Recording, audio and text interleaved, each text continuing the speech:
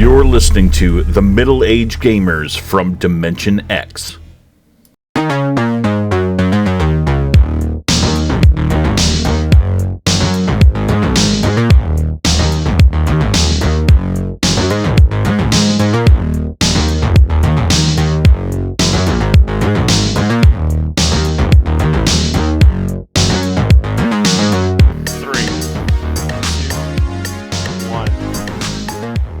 Everybody, welcome to Magdx, episode 15.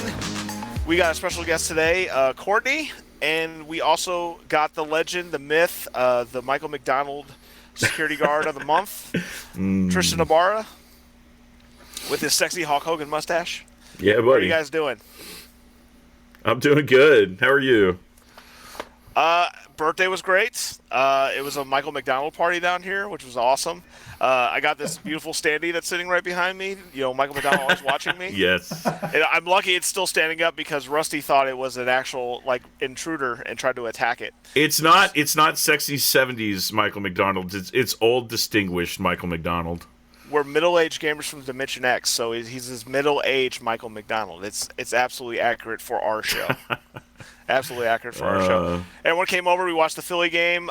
We did not make it. I threw my hat on my TV at least 20 times on that game because I just wanted to beat Philly so bad. But it was super fun. Thank you again, Ibarra, for all the surprises. He also dressed up like Michael McDonald. I did. Downstairs, and I was not prepared for that. Neither was your wife. She was cracking up whenever I walked in. So we were caught off guard, but it was super fun. It was a super fun birthday, and happy that you guys were able to celebrate with me. So I definitely appreciate it. Yeah, and then I'm getting over a cold. I might sound just slightly different. I don't know, I'm nasally as it is, but just a little bit more so this week. Yeah, thank goodness I got sick this weekend and not next weekend because I'm going to Portland Retro Gaming Expo to represent premium edition games and sell my book and all that stuff. And if I was sick there, I'd just be miserable, spreading germs and all that good stuff. So thank goodness I got sick now. I can get over it and be happy and healthy over there. Now, Courtney, I've known Courtney for quite a while, probably, a decade now, almost. Might be more. Because, well, yeah, when I got down to Texas, I didn't immediately get into the retro gaming and collecting scene. It wasn't until a couple of years later, and I got there in 2013, so we probably met around 2014 or 15. So it's almost been a decade since I've known you. Yeah. And I think this whole time I've been pronouncing your last name right, but we'll go ahead and let you say how it's pronounced so that we don't get it wrong. It's Wuistinger, yes? No. No! It's German. You got to go E. Wii-stinger. Wii-stinger? Yeah, you. This whole time. So you're saying my life your is name, a lie. So you're saying that we just say the Wii and then Stinger. Yes, and I've had every name in the book. Dang, bro. Why? By the way, why you haven't never you, correct anyone? No. Why haven't you got a Wii, right, and put a B sticker on it, and then write your name Wii-stinger on it? I need to do that. That's awesome. I've clearly never asked you how to pronounce your last name. Yeah, we need to get some Wii box art and just put the whole name on it. Wii-stinger. We need to get him a Wii-stinger sticker for his Wii. My mind is blown, dude. It's a good thing that you put your name tag as Courtney W. We'll just go with that. Yeah, Courtney W. Make it simple. Yes. But we'll go ahead and let you introduce yourself and what you do with gaming and what it means to you. Just Sure. briefly or. Yeah, I'll try to be brief because gosh, gaming in my life is huge. I started playing games when I was 4. I remember my dad grabbed an NES right after we moved to Coppell, which Coppell. Yeah. And I grew up playing the original Legend of Zelda with him. I can actually still pop in the cart, and the battery's still going strong. Oh, you still have your save and everything? Still have it. Dang, dude, that's awesome. It says Lary because my dad's name is Larry, or Lar. Oh, I love it. Lar, yeah. And it's still nostalgic to see that, but that's super cool. I did, I've never been a collector until mid 2000s, so I just did a lot of gaming. Got every console that Nintendo put out. I was never a Sega kid. Yeah. And my parents, I mean, gosh, they were buying a game every week or two. And so that kind of started having that wall of games to play from, and we never threw them away, except for boxes and manuals, which hurts. Ouch. But, Ooh, yeah, I saw your cringe, and yeah, I think a lot of people cringed with you. It hurts. I think that's a common thread, though, in collectors is well, yeah, you got all these cards. There's a reason why so many TurboGrafx cases are homeless without boxes, you know? Yeah, and it's a sad thing. That's a tough system to get boxes for anyway. But yeah. So no, I did that, and then I'd say it had to be late '80s. We got our first home computer, and I started to delve into PC gaming too. So my love of consoles did not drop to make room for PC. It just kind of got added onto the stack. I guess I should back up. I'm just like a very busy person. I don't like sitting around. And so, I've got all my outside activities I do, all the sports that I was playing, school stuff or community stuff, and then all the gaming on top. Nothing has changed. Like, nothing has changed. Yeah, that's typically how it is. Like, Never people stop. don't change that much. It's just your the amount of responsibility changes somewhat. Yep. So as far as being a collector, I am a self-admitted moron. I collect sets. I know it's a bad decision, but we'll talk about that later. But honestly, collecting for me didn't really start until I met a few of the guys in Dallas Retro Gamers. I don't know if you've mentioned him anymore, but Kirk, he was my first deal. A guy named Kirkland Sweeney. No kidding. He was your first deal, huh? My very first deal out of the back of his Mercury. I bought a few NES games, and love it. When that happened, I honestly think he's probably the reason I became a set collector. You know him. Yeah. And he was just talking about how there's like 700 games on the NES, and I was like, what? There are? Yeah. I had no idea. And I was like, whoa, I kind of want to play those. And then I was like, well, my favorite system is Super Nintendo, so maybe I need all those too. And it just spiraled. And that's kind of where I'm at. And as far as the PC realm, I did a ton of PC gaming, really big into like the map making community for things like Duke Nukem and Quake and a lot of first person shooters. In fact, the really famous map on Quake called Two Forts. I don't know if you remember that. Yeah. I helped build that map. No kidding. Yeah. We did some prototyping for that map. Wow. Yeah, and the original Team Fortress. I helped develop the President Run mode, where you had a guy who was the president. He had no weapons, but he had to get from A to B. He had two teams to protect him to get there or to take him out. So, that sounds fun. But anyway, so I'm still collecting like crazy, buy way too much stuff, set collecting, and I play like crazy. I got two kids. I have my own business. I'm actually repping it right here. Very nice. Yeah. We have an MEP engineering firm. That's what I do. And my wife has her business. And so like I said, we're very busy, but I try to squeeze in my gaming time when I can. It's tough. Well, yeah, it's kind of a common thing with busy people. You have to keep yourself sane somehow. So if you don't get your hobbies in there, then it's like quicksand. You're not getting yourself out. Yeah, you have to. I see the GNC background you've got going here. I think you're trying to say something. What? But, no, that's your normal background, Courtney. Right? Yeah. No, that's. I'll just say this, and I'll shut up about myself. But I'm big into fitness. I like sports. I like exercise. I like it all. I played football all the way up till I was 22 and a half years old, and then competed in CrossFit and did all that. So I still do. You thought that you were coming on to a video game podcast. This is actually a protein power hour. Yeah, we got it. So we got it. We'll talk about supplementation and workouts now. Working out is actually a thing that gets me away from the business and all the other stresses. About 11 o'clock every day, I put everything away because I work at home. I've got my office here, and all my employees work at home too. But I'll go downstairs, hit that do not disturb, and just take an hour to hour and a half just to, get away. So it's important to do that. I agree. So, for sure, anyway. man. Well, we're like super happy to have you on here. Thanks, man.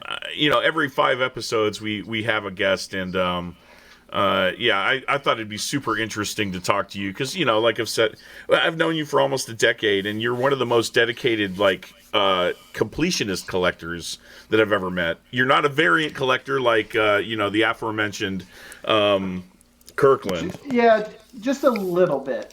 I dabble. Just a little bit? No, stuff, huh? He's a variant Jesus. That's what I call him. He's I told him that too. I call him variant Jesus. We need to make sure he hears this podcast since we're going to roast him.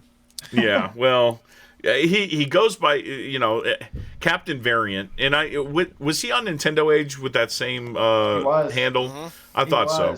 And he had his entire this is a side quest, but he had his entire variant collection logged in Nintendo Age, and when it got sold, boom. Gone. It's funny that you were mentioning this right now because on the side I write for Old School Gamer magazine, and I've got an article about collecting in every single one of them, and in this one I'm actually mentioning that broken promise and how much information has been lost because of it. It's sad because they tracked a lot of stuff, and they had a lot of really good people on there. It's really sad. I think there's a lot of information that might have been one-time acquirements, and they're gone. Well, luckily some of the people who are the main people who actually put that information on there, like Christian Dietering and Kirkland, they have that information. So it's just a matter of getting it out there in some other way, a more permanent way. Yeah, and Christian was gracious enough to give me the information on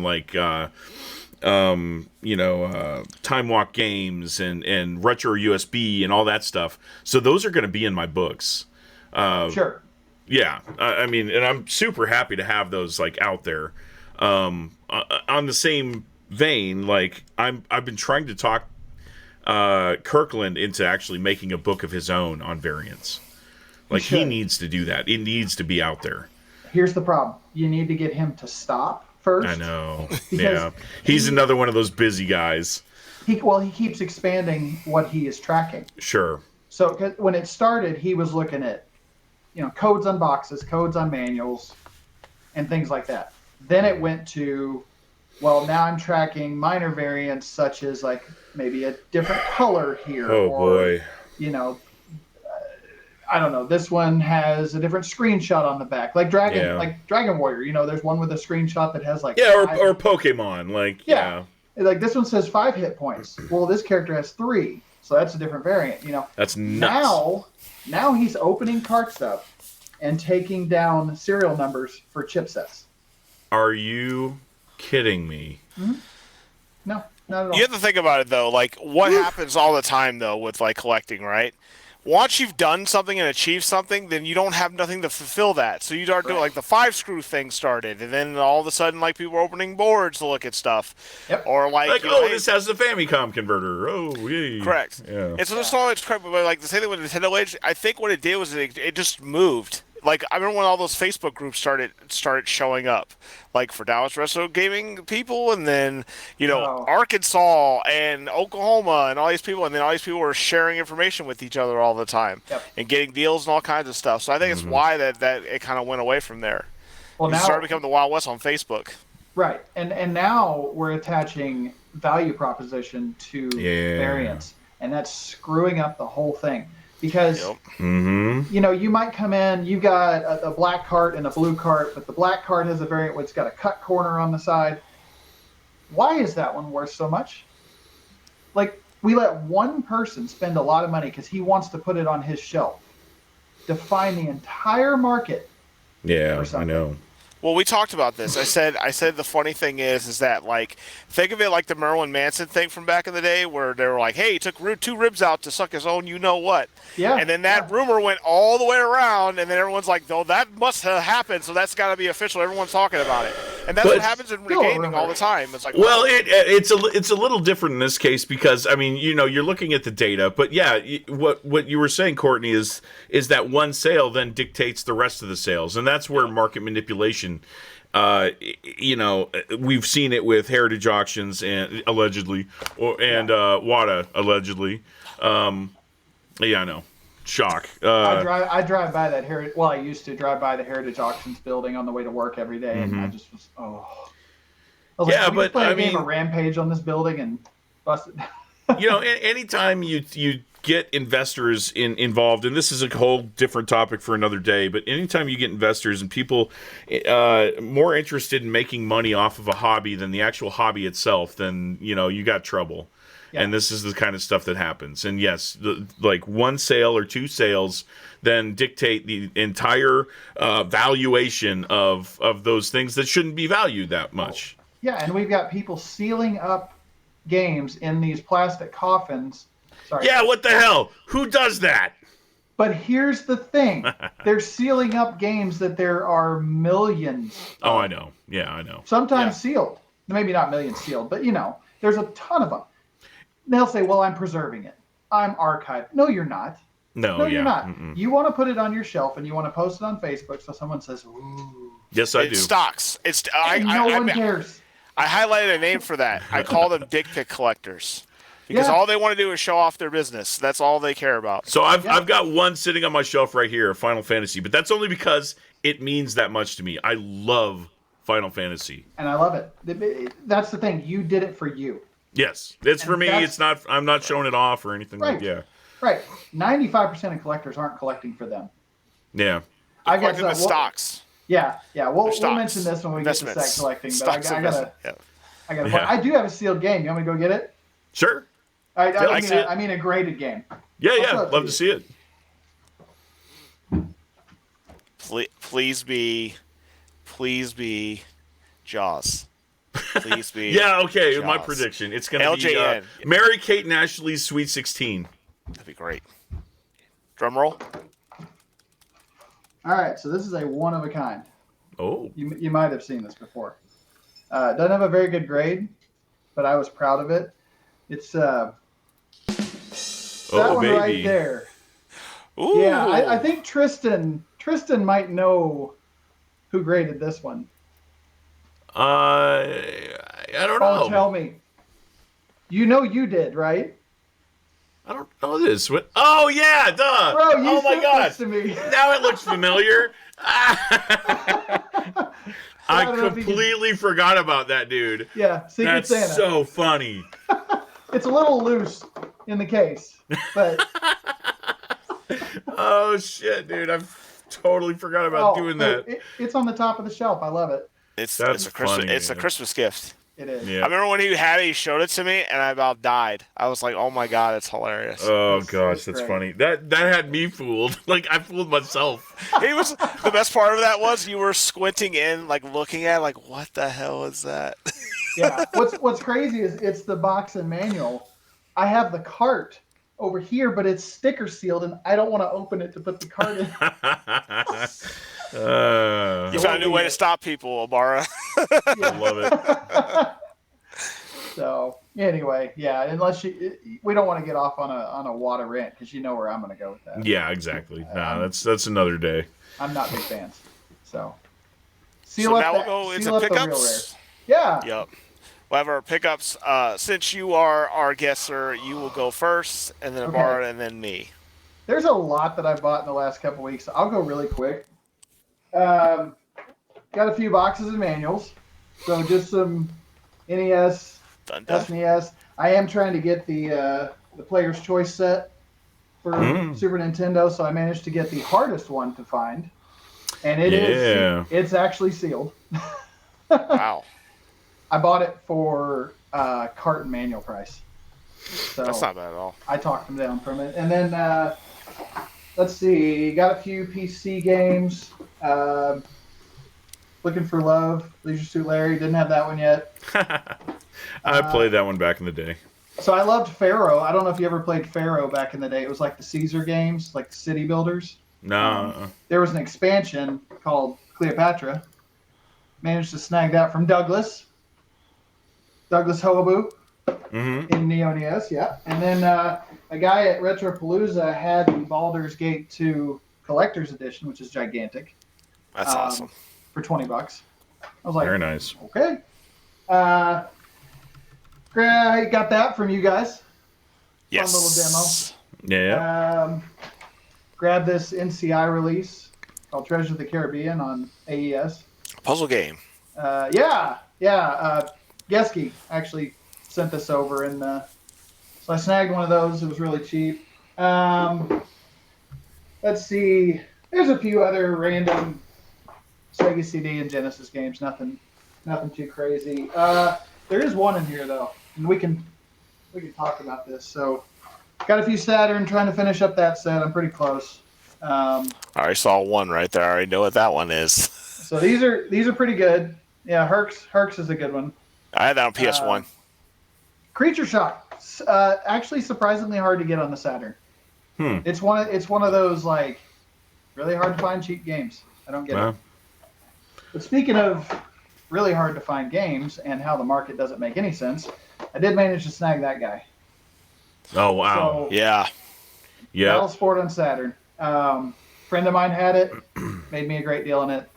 I was grateful. But everybody says the rare games on Saturn are Magic Knight Ray-Earth, Panzer Dragoon Saga, Burning Rangers, Mega Man like 8. that.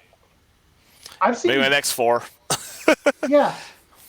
I've seen one of these in person before, and it's. I know. I don't think I've ever seen it. And what's weird is, you put it on a different system, and it's not rare at all. It's cheap, but on the Saturn, it's worth a fortune, and that's what I don't understand about this market. Is this is truly rare. I can tell you exactly why that market's up. Yeah. I know why it's up. Right way, it's up. right way. Right way, it's up. Oh, look at me. Sorry. The money. No offense to him, but the money. Everyone just started Saturn collecting when he was posting those things all over the place. Yep. And then he was doing his first videos, and he was like, "I'm going for a complete set." And then as soon as he got the set, he sold it. So it's like he does do something somewhat smart, is that he finishes these sets very quickly, which makes everyone think it's easy.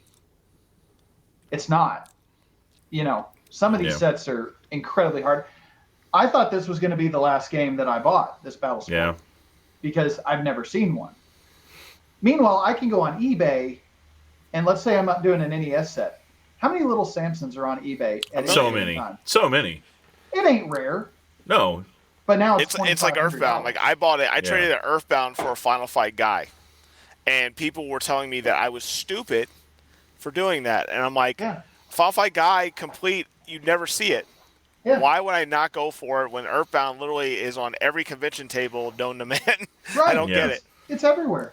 Now I understand maybe paying a premium for that box. It's a unique box. It's not particularly rare, but it is rare in really good condition. Sure. But then there's other big boxes that are, I think, more rare than Earthbound that aren't worth anything. For instance, the Player's Choice Collection on Super Nintendo, Mario Paint. The Player's Choice Mario Paint. Super hard to find. And if you do, it's trashed. Here, two more quick pickups because I love Box Turbo for some reason. Never played it as a kid, and it's really cool now. Grabbed Night Creatures. Yep. And then I grabbed Aero Blasters. Oh, heck yeah. So, found really nice copies in the box. Couldn't pass them. Anyway, so that's me for now. All right, Bar, your turn, sir. My turn. Okay, I've got not a whole lot, but just some like miscellaneous stuff. So I'll just pop up my other camera here real quick. Right here. And as you can see, I've got a whole bunch of like stuffed crap. So I've got a Buzzy Beetle. So we were talking about this today. Like at Target, this is kind of a renaissance for like Mario toys. Yeah. We didn't have this stuff growing up, and dude, I would have loved it growing up. So like, I'm grabbing this stuff while I can find it, because who knows, like, if it's actually going to be available like any other time. So I've got a Buzzy Beetle, I've got a Cheep, I've got Super Meat Boy over here. Yes, Meat Boy. Yeah, and then I do have a couple of pickups from Coffin. I've got the Bowser vinyl. Ooh, that's cool. That has the Peaches song, and then the Mario Brothers rap from the Mario Brothers Super Show. And then River City Girls 2. Yeah. And then I found this game. I forgot that I got this, man, but it's such an appropriate pickup. I got this copy of NCAA Football 2002, and some guy signed it right here. I don't know. I can't quite. You know what? Hey, Amara, I got 2003. How did that happen? Whoa. And it's also signed too. Who signed it? Let me see if I can read the signature. It says Clint Unit, I think. Yeah, Clint Unit, yeah. Dartmouth 75. Easier than saying my last name, that's for sure. How did that happen? That is great, guys. So the joke there is that Courtney here played for Dartmouth back in what years did you play? 2000 to 2004. I mean, we end in 3, so it's always weird, because the football season straddles the end of the year. Yeah, sure. So 2000 to 2003. Awesome. Yeah, but yeah, we thought it'd be awesome to pick up copies, and because we know someone who was actually in that game. Hey, have him sign it. So yeah, you can play me. They actually screwed me up. I think in 2001 they had me as a receiver. And what are your stats? I mean, typical defensive end. Okay. They didn't do much for the Ivy League guys, which makes no sense because the Ivy League actually sends tons of players to the NFL. I did all the training camps and did the practice squad thing and all that, but they tend to tank our stats because they don't want the Ivies to be able to play. Put them up against an Alabama or something. And sure, yeah, exactly. Yeah. It would look weird on in the game. Yeah. All right, what you got, Eric? Oh, you know me. I went kind of crazy over the birthday thing, and then also this week's been crazy. So first off, I am a huge X-Men the Animated Series fan. Huge fan. I used to love the Toy Biz figures from back in the day, but they never made animated series figures, which I thought makes no sense. On the fact that I just love the art of them, I love the color of them, and Disney has finally resurrected this issue and redeemed themselves, and they officially started making X-Men 97. They're making a new show. Yeah. And they're actually doing the actual characters from it. So this is the Wolverine that I got. It's going to go in my little giant battle over there for Avengers of video games and stuff like that. Magneto. Nice. Dude, these are cool. And my favorite one that they finally got right, and makes me mad. They screwed his figure up for years, but they finally resurrected it. They gave him the right cards, the right handles, even the stick. My boy Gambit. I've been waiting for them to do they always just screw Gambit over on everything. Movies, figures, toys, whatever. But happy to have him. A big one I got from Ben's Game Zone, and this is a funny backstory to it. A guy walked in the store when I was in there, and he actually competed in the Blockbuster World Championships. And what happened was he had this huge binder that he brought in, and he basically kept everything he can get his hands on when he went to it. It has all of his itinerary stuff, like when he was supposed to eat, when he was supposed to play, his shirts, his tags, his all of his stuff. And after the show, they had this promotion stuff up, and they basically what happened was he said, "Hey, can I just take it?" And they said, "Yeah, sure." So he gave him all this promotional stuff, and so I got a piece of it. This was hanging at Blockbuster World Championship. It's a fatality listing for Mortal Kombat 2. It's awesome. And so it has every version of the game and every piece, basically every game and every fatality for Mortal Kombat 2. I'm also buying another one from him. He has a Mortal Kombat 2 promo 2, and I'm going to put him as a 2-sided poster together, so I can have both sides. He also has a show con for the Game Gear, promoting Mortal Kombat 3 that never got released, which I thought was pretty interesting too. Wow. 2 PS5 games. One I was looking for, Gungrave Gore. If no one knows what this game is imagine in Time Crisis, or not Time Crisis, sorry, Devil May Cry. I don't know why I said that. But this version is kind of hard to find. It didn't really sell well, and I actually played this in PSVR for the first time, and it was awesome. So I'm a big Devil May Cry fan. If you find this out there, I would definitely pick it up. It's really, really good. I finally started the Jeff PSVR collection, the physical collection for PSVR 2. They finally came out with a decent game, and it's called the Light Brigade. And this is the collector's edition of it. So think of it as a rogue first-person shooter. So it's like you're kind of like going back in time, like to the old like type of wars. You have like the old M1 rifle and stuff. You like cock it, you like pop it on there, and you go through these different dream sequences of people. And it's basically like if you die, you have to start over, and it's something completely different. What's also cool that I thought was very interesting, they have cards in them, and you can actually see these on the camera and use them to give yourself abilities. Oh, wow. Which I thought was pretty cool. That's neat. It was $39.99 on Best Buy, and they're coming out with 4 games coming up. Massive VR, which is supposed to be a scary game. Kind of like a Five Nights at Freddy's game. It's called Adventureland or something like that.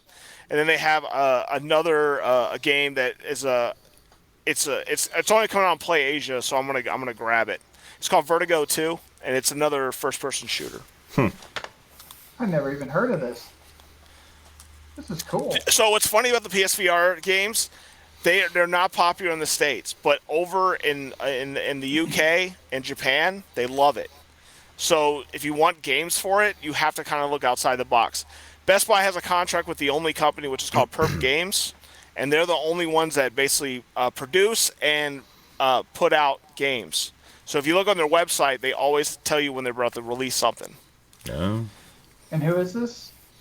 Perp, P-R-E-P. Oh. Okay. I'm gonna have to. I wrote that down. Because my PSVR 2 is severely lacking in things to play it. Perp Games. Yep.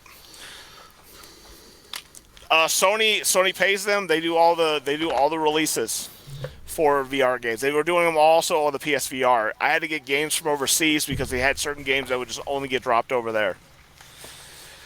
Another thing I got, and Abara like shocked me with this one. Also Michael McDonald too, of course, my wife. But Mario 3 Happy Meal boxes. Oh yeah. And so he has different ones that he gave me a set of them, and I'm gonna get these framed. I have a wall full of like different frames and things like that with Nintendo promotional items, and so And those I are was original. telling him I tore Yeah, these new up. old stock. Yeah, new old stock. How cool. And I would always draw on these things a million times and all this other crazy stuff. So I'm happy that he got me a set that I won't touch this time because I should have kept them. And then I'm on this new kick, and the bar will laugh at me. I went to Ben's, and they were all like, it's PS3 day, and everyone's looking at PS3 games. And I decided to buy Laserdiscs. And I don't want to go through all of them. Dang it, I forgot to. Yeah, I got another pickup. He gave me Major League 2 on Laserdisc. Yes. And so so I like Laserdisc because it's all the movies that I enjoyed as a kid are on that set. So like it started out as a rib to him. I would buy him random Laserdiscs to put in his collection, like of movies that I assumed he would hate. He also liked Iron Eagle, which was hilarious. I was really shocked he liked it. Yep. And I'd never heard of it. He never saw RoboCop. That's what started it. He never saw RoboCop. And so I was like, you have to watch this movie. And so I showed him the scene where he shot that dude in the crotch. And then he's like, I'll check it out. That's now he's got it, right? Yeah. It's super funny. But he made me a deal on these. Like, he got my favorite movie, of course, Bloodsport, which is great. Me and my wife did a 90s night here, and we watched this on, I think, Friday. So, freaking awesome. And I want to thank Ben's Game Zone for hooking me up. And also Jenny for hooking me up with Bloodsport. And then Zach also hooked me up with a special edition of Terminator 2 on there. So, definitely appreciate it. Those are all my pickups. Nice. That's great stuff right there. All right, it's time for Ibarra to give us our review of his. So each week I have 3 movies that I get him. You can also join along too this week if you want to. Once he picks his stuff, you can go check out the movie too, Courtney, if you want to. Sure. But we give him 3 movies because the thing is he's never really seen a lot of movies from different eras. Sheltered, man. Like Sheltered. cartoons or all kinds of stuff. So my goal is to invest in him with some new pop culture. Sometimes he loves them. Sometimes he's like, what the hell is this? But I try to throw out as much as I can to him. But this week he was doing Hot Tub Time Machine 2. He was finishing his sequel to the original movie we watched of Hot Tub Time Machine. So take it away, Ibarra. Tell us what you think about Hot Tub Time Machine 2. So I started with Hot Tub Time Machine. You know, you had me watch Hot Tub Time Machine 1, which was hilarious. And typically whenever like people make movies off of these like ridiculous stuff, think The Hangover 2 did not need to exist.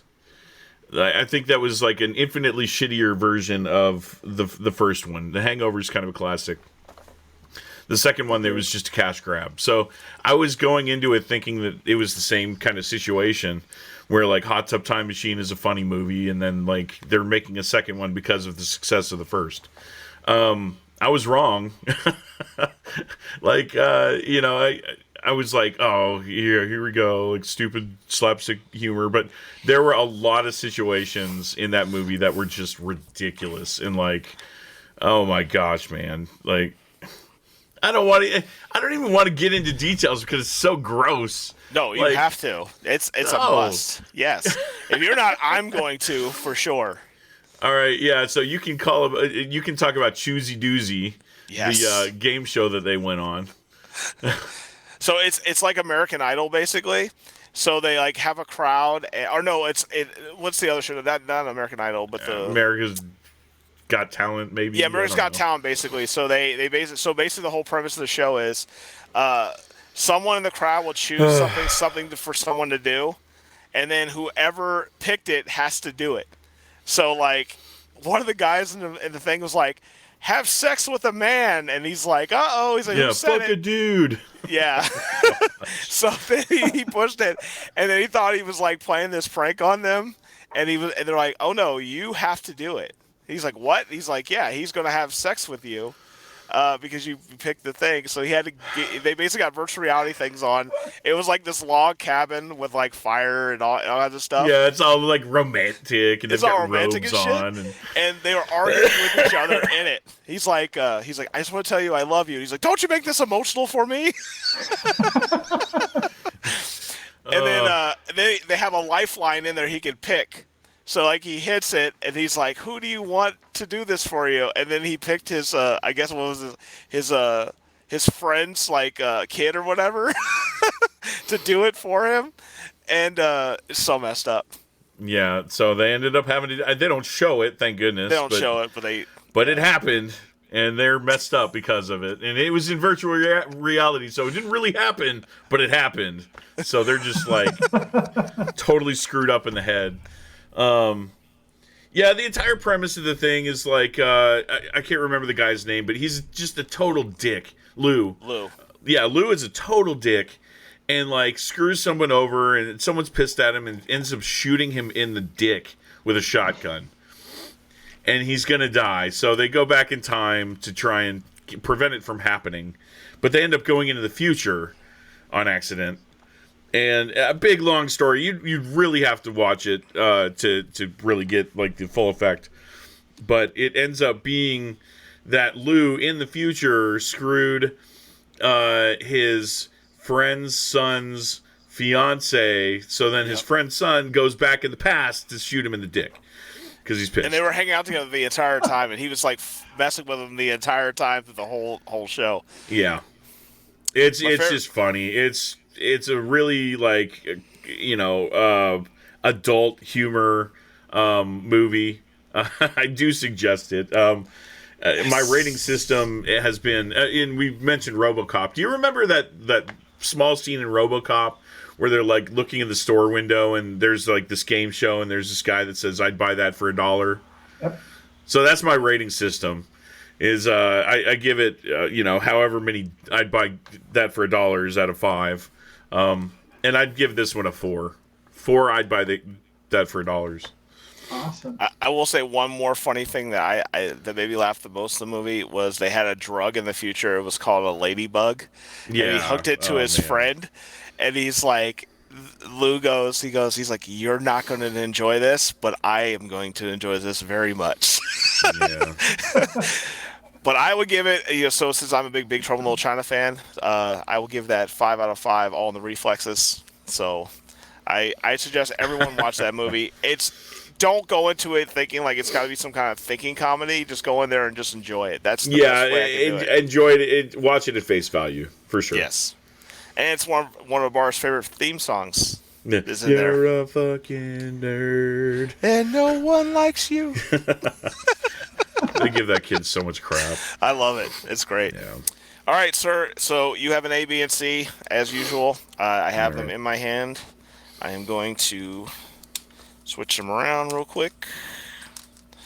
And Anytime we have a guest on, I let the guest do the honors. So A, B, or C. A, B, or C. Let's go C. All right. Well, sir, you'll enjoy this one. The Simpsons movie. Oh no. Yes. Oh. You picked the troll one for a bar. Natalie and I like joke around about this because like there are certain movies where like she thinks I want to watch it, I think she wants to watch it, neither of us want to watch it, and then we end up in the theater watching it, and we're just like, what the fuck are we doing here? That happened with the Simpsons movie. It happened with Shrek. It happened with a few things, but. Yeah, we joke around about how terrible the Simpsons movie was. I can't even remember anything about it, so it'll be a good refresher. So you just basically picked a Bar's troll one. I always keep information on him when he tells me, and so I always throw a troll one in just in case. The ones you did not select, sir. The ones you did not select. Oh my God. Resident Evil Damnation, since you did Dead Island on the other one, Yeah. and Afro Samurai. He actually had a movie. Oh, wow. A full-length movie that's like unrated. It has basically, you know who directed this, right? No. Your boy did an animated movie. Hateful Eight director. Quentin Tarantino? Tarantino did this for Samuel L. Jackson. No kidding. Freaking awesome. He directed it, but he the animators and everything were like from Adult Swim, the ones they had, but they made it like a big full-length movie. That's cool. Yeah. Thought you would enjoy that. Yeah. So Well, enjoy the bad pick. Thanks, Courtney. You're welcome. Yes. You can get can still donuts watch and the watch it. others. You can get donuts and watch it. You like little pink donuts and just go nuts on it. No. I'm gonna drink a protein shake while I watch it in honor of Courtney. Is it gonna be a Duff protein shake? Yeah. All right. So since we have our guest Courtney on, we thought we would give him a couple topics that he can give us to teach some people, that might not know these type of collecting, type of things that we usually do, because everyone's completely different. Sure. You know me, as you see here, I just throw stuff on a wall. Some people, love to look at every little detail on it. Some people put it in plastic. Put it in plastic, whatever. Yep. And we want to talk about meticulous video game collecting and kind of giving a background to certain people that, they either might enjoy that or, might not know about it. And we thought that'd be a good topic for you to school us on. Sure. I can go the set collecting route. There's really two ways to do a set. One, you want to get one of every game for a system. Mm-hmm. And that's not possible on PC. Let's just get that out of the way. Yeah. It's not possible. Yeah. It's like collecting for the Commodore 64. Right. Not going to happen. It's nearly impossible for the console because new things are still being uncovered. If you're a variant collector, you're screwed. So you can say, I want one of every game that's licensed. You can add unlicensed into that. Or you can say, I want everything. Again, it's not possible. Because when you start getting into what defines everything in a set. Yeah. So do you count the inserts? Do you count the registration cards? Do you count the variants, the label variants, the box variants, the manual variants? Do you count the little insert that tells you you can't play this in a specific stereo setting? Yeah. Like Geske just picked up a copy of Radical Rex on Sega CD. Tough one to get because it's got a sticker on the front of the case. Here's the problem: those cases crack all the time, and so people don't even notice the sticker. They go swap the case, and it's gone. Do you have a complete copy of that game if you don't have the sticker on the front of that case? Yeah, I know. And then in modern collecting, that just reminds me of Nicholas. All the Nicholas games have that sticker on the cellophane. So Panic on Sega CD has a WWF sticker on it. What? You want to see it? I can go get it. No kidding. Take a sec. No, it's okay. I take your word for it. But right. It has a WWF sticker on it. Panic does. It does. It's got a little star-shaped sticker on it. You can look it up right now. And that's crazy. A little yellow thing. Anyway, so do you count that as a set, as part of the set? Or do you say, you know what, I've got the discs in there, I've got the manual, I got the cover art, we're good. Good enough, yeah. That's me. I had Harold wanted a Resident Evil 2 registration card for N64 because I guess it was really hard to find. And I was like, dude, I only consider box, manual, and cart. That's it. Yeah. I'm good with that. But some people are just obsessed with those registration cards. I'm the same with you. If I have media, whether it be a disc or cart, if I have the manual and I have the cover art or the box or whatever was the casing of that game, I'm good. For the most part, there are a few exceptions to the rule. Obviously, if you're going to go after things like collector's editions, you're going to want everything that's in that collector's edition. Because that's what makes it a collector's edition, right? Is the stuff. And now we've got people releasing collector's editions without games in them. Sorry, that's tchotchkes at that point. Yeah, I know. It's a bonus box at that point. Yeah. And no, those don't count to game sets. I'm sorry, no. But you have to set a goal when you start a set. And if you don't do that, you can spiral so quickly out of control that your set ends up not having any meaning. It doesn't mean anything to you, doesn't mean anything to anyone else. It's just a pile of stuff that you continually add to, and it's not a set. Yeah, with no goal in sight, and you're just spinning your wheels the whole time. Right. And, goals can be fluid. For instance, I started NES just doing carts. Got them all. Hold on, let me rephrase. Got them all licensed. I still have a few unlicensed I'd like to snag in the what we would call the official unlicensed set. So here's a quick question: do you consider stadium events licensed or unlicensed? I consider it licensed. I don't consider it an official release because it was recalled. A lot of people will fight me on that and say, "Well, it was released." No, that's fair enough, man. It was. So I had a Montgomery Ward at my place that had those games. So it was like there were certain Montgomery Wards and Cedars, I guess, that released them, and then they took them off immediately once they got the cease and desist. Yeah. Well, I have a funny saying about stadium events, and it's just a saying for me. Like, I don't mean to offend anybody, but I say the only people that care about owning stadium events are the people that already own it. Bartoletta. I told him not to buy that one. I said, "Don't do it." Dude, Amar almost got one. Dude, there was one here for like $2,000. No, it was 30. They were asking $3,600 at the time, and that was expensive for then. Yeah, I know. I've offered on 4 different copies. I'm going to get raked over the coal for this, but I even offered $7,500 one time for a copy, and they wouldn't sell it. Well, just look at it's only gone up. Yeah, now it's to the point where I can't it's not about the money. So you know what? Let's talk about that too. If you're collecting these sets because they're high value, in my opinion, you're not doing it the right way. Thank you. You're not a collector. Yeah. You're an investor, and you're investing in the wrong thing.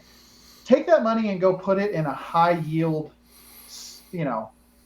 Anything that you can invest in can make more money than this. This is so volatile. This is more, That's the perfect word for it. Yeah, it is volatile. this is worse than crypto. I tell people that all the time, and it drives me nuts. Is like everyone assumes that these prices are just going to stay all the time. And like the funny thing about the stadium events was no one cared about it until that stupid Goodwill story came out, where like some lady found it at a Goodwill, and then she sold it for $15,000, and then like all hell broke loose. It did. And like that's the thing I think happens is like they'll hear this amazing story and everyone thinks they got millions of dollars of stuff in their houses and they go, oh, I got all this stuff. They just don't have knowledge on it, and I think that's the problem too. Absolutely, most collectors have no idea what they have. They don't know the stories behind any of it. They don't know, which you don't know. You don't need to know the history of every game you own. Like that's okay, but you have to figure out why you're doing this. People ask me all the time because. In that room, doing it with the camera, in that room back there, there are thousands and thousands of games. You want to see a picture of it? There's an older picture in Tristan's book. If you want to see it, it's in the back. People ask me all the time, like, why do you have all that stuff and it just sits on the shelf? And I said, because I get something every time I walk in there. I love seeing all these games on the shelf. I love having these full sets. That means something to me. A lot of times people will say, well, I get all these things because of nostalgia. Hold on. No, you don't, because when you were growing up, you did not have a wall full of games. Yeah, you don't have a nostalgia for a wall. Well, unless you're talking about maybe like walking into a Blockbuster. But I did that. That's what happened to me. Like I looked at a Blockbuster and I was like, who could own all these games? And then that's when the spiral started. Yeah, and you can. And the thing is, if you have the means to do it, yeah. You know, and I rant on this all the time. If you don't have the financial means to do this is so volatile, you shouldn't be doing it. You know, find the things you love, get that, and I promise you'll be happy. You know, but as long as everything else is taken care of and you've got some fun money if you want to do this kind of set collecting nonsense, go for it. But like I said, set a goal and stick with it. And like I said, it can be fluid. You know, like I said, NES, I started with carts. Now I'm getting into wanting to complete it. Of course, you know, I waited till all these values got really high, so that makes a lot of sense. But as long as you're having fun, and it should never add stress. That's another thing. Yeah. If you're stressed about not having something, or if you get really upset when a friend of yours gets something that you don't have, you might want to look at this from a different perspective. This should be fun, and if it doesn't bring you joy, you shouldn't do it. The problem is I feel like there's also like a lot of people think it's like a competition thing all the time. Yeah. Like, I got to beat this person. Like, so we go to Ben's, right? And this is like crazy stuff. There's certain characters that come into this place and they do like really, really dirty stuff. Like we had a guy, I won't bring his name up, but we confronted him about his activity and what he was doing. He would grab stacks of games like this and he would run to a corner and he would look what he wanted and then he'd put the stuff back. And then we called him out on it, and then the next time he was over there, he had his wife in the back holding the games for him so he can go up the front and grab more games and then keep looking at him and pull him back. And he treats it like it's a buffet where he gets all the food and everyone else is kind of left out, and it's like, why would you do those things, you know? It's FOMO gone bad, and maybe a little bit of entitlement in there too. Yeah. But, yeah, that harkens back to us being at the Goodwill. The computer works, and every time the truck would get there, you know, we'd have a group of people that would watch the cart roll out, and we'd all be like, you know, trying to grab everything. And it's gotten bad, you know, because you go to a convention, and people generally aren't treating others very well when it goes to looking at things. You can see people shouldering others out of the way to get to stuff, and yelling at each other about prices, and it's just I don't like where it's going. Yeah, and that's where I'm really glad, and I feel very blessed to be in a position where like I'm happy with my collection as is, and everything else is icing on the cake. So we're in a good spot, and I don't envy any collectors out there right now that are trying to scrape together and put together their collection right now. And you shouldn't, because what they're doing means nothing to you, and it should have no bearing on what makes you happy, right? Mm-hmm. I don't know. I love like continually adding stuff to this collection. It's fun. I love going to search for things. I love going for truly rare things. Maybe they're not valuable. Maybe they are valuable, but getting that battle sport is a heck of a lot more fun than I had buying the Panzer Dragoon Saga. Sure. Right? Yeah. It's like we were talking about relative rarity and perceived rarity. Some things are rare because we've been told they're rare this whole time, but come to find out, and you see this whenever you've been in the collecting scene for so long, that you see so many copies of these things. Like, there's no way Little Samson can be that rare because you see it in every freaking vendor booth. But then again, you don't see X Game or whatever it is that. So it's got to be more rare. Why is it worth less? Right. I mean, just as an example, I see more Haganes and Aero Fighters than I do Magic Boy on Super Nintendo. Sure.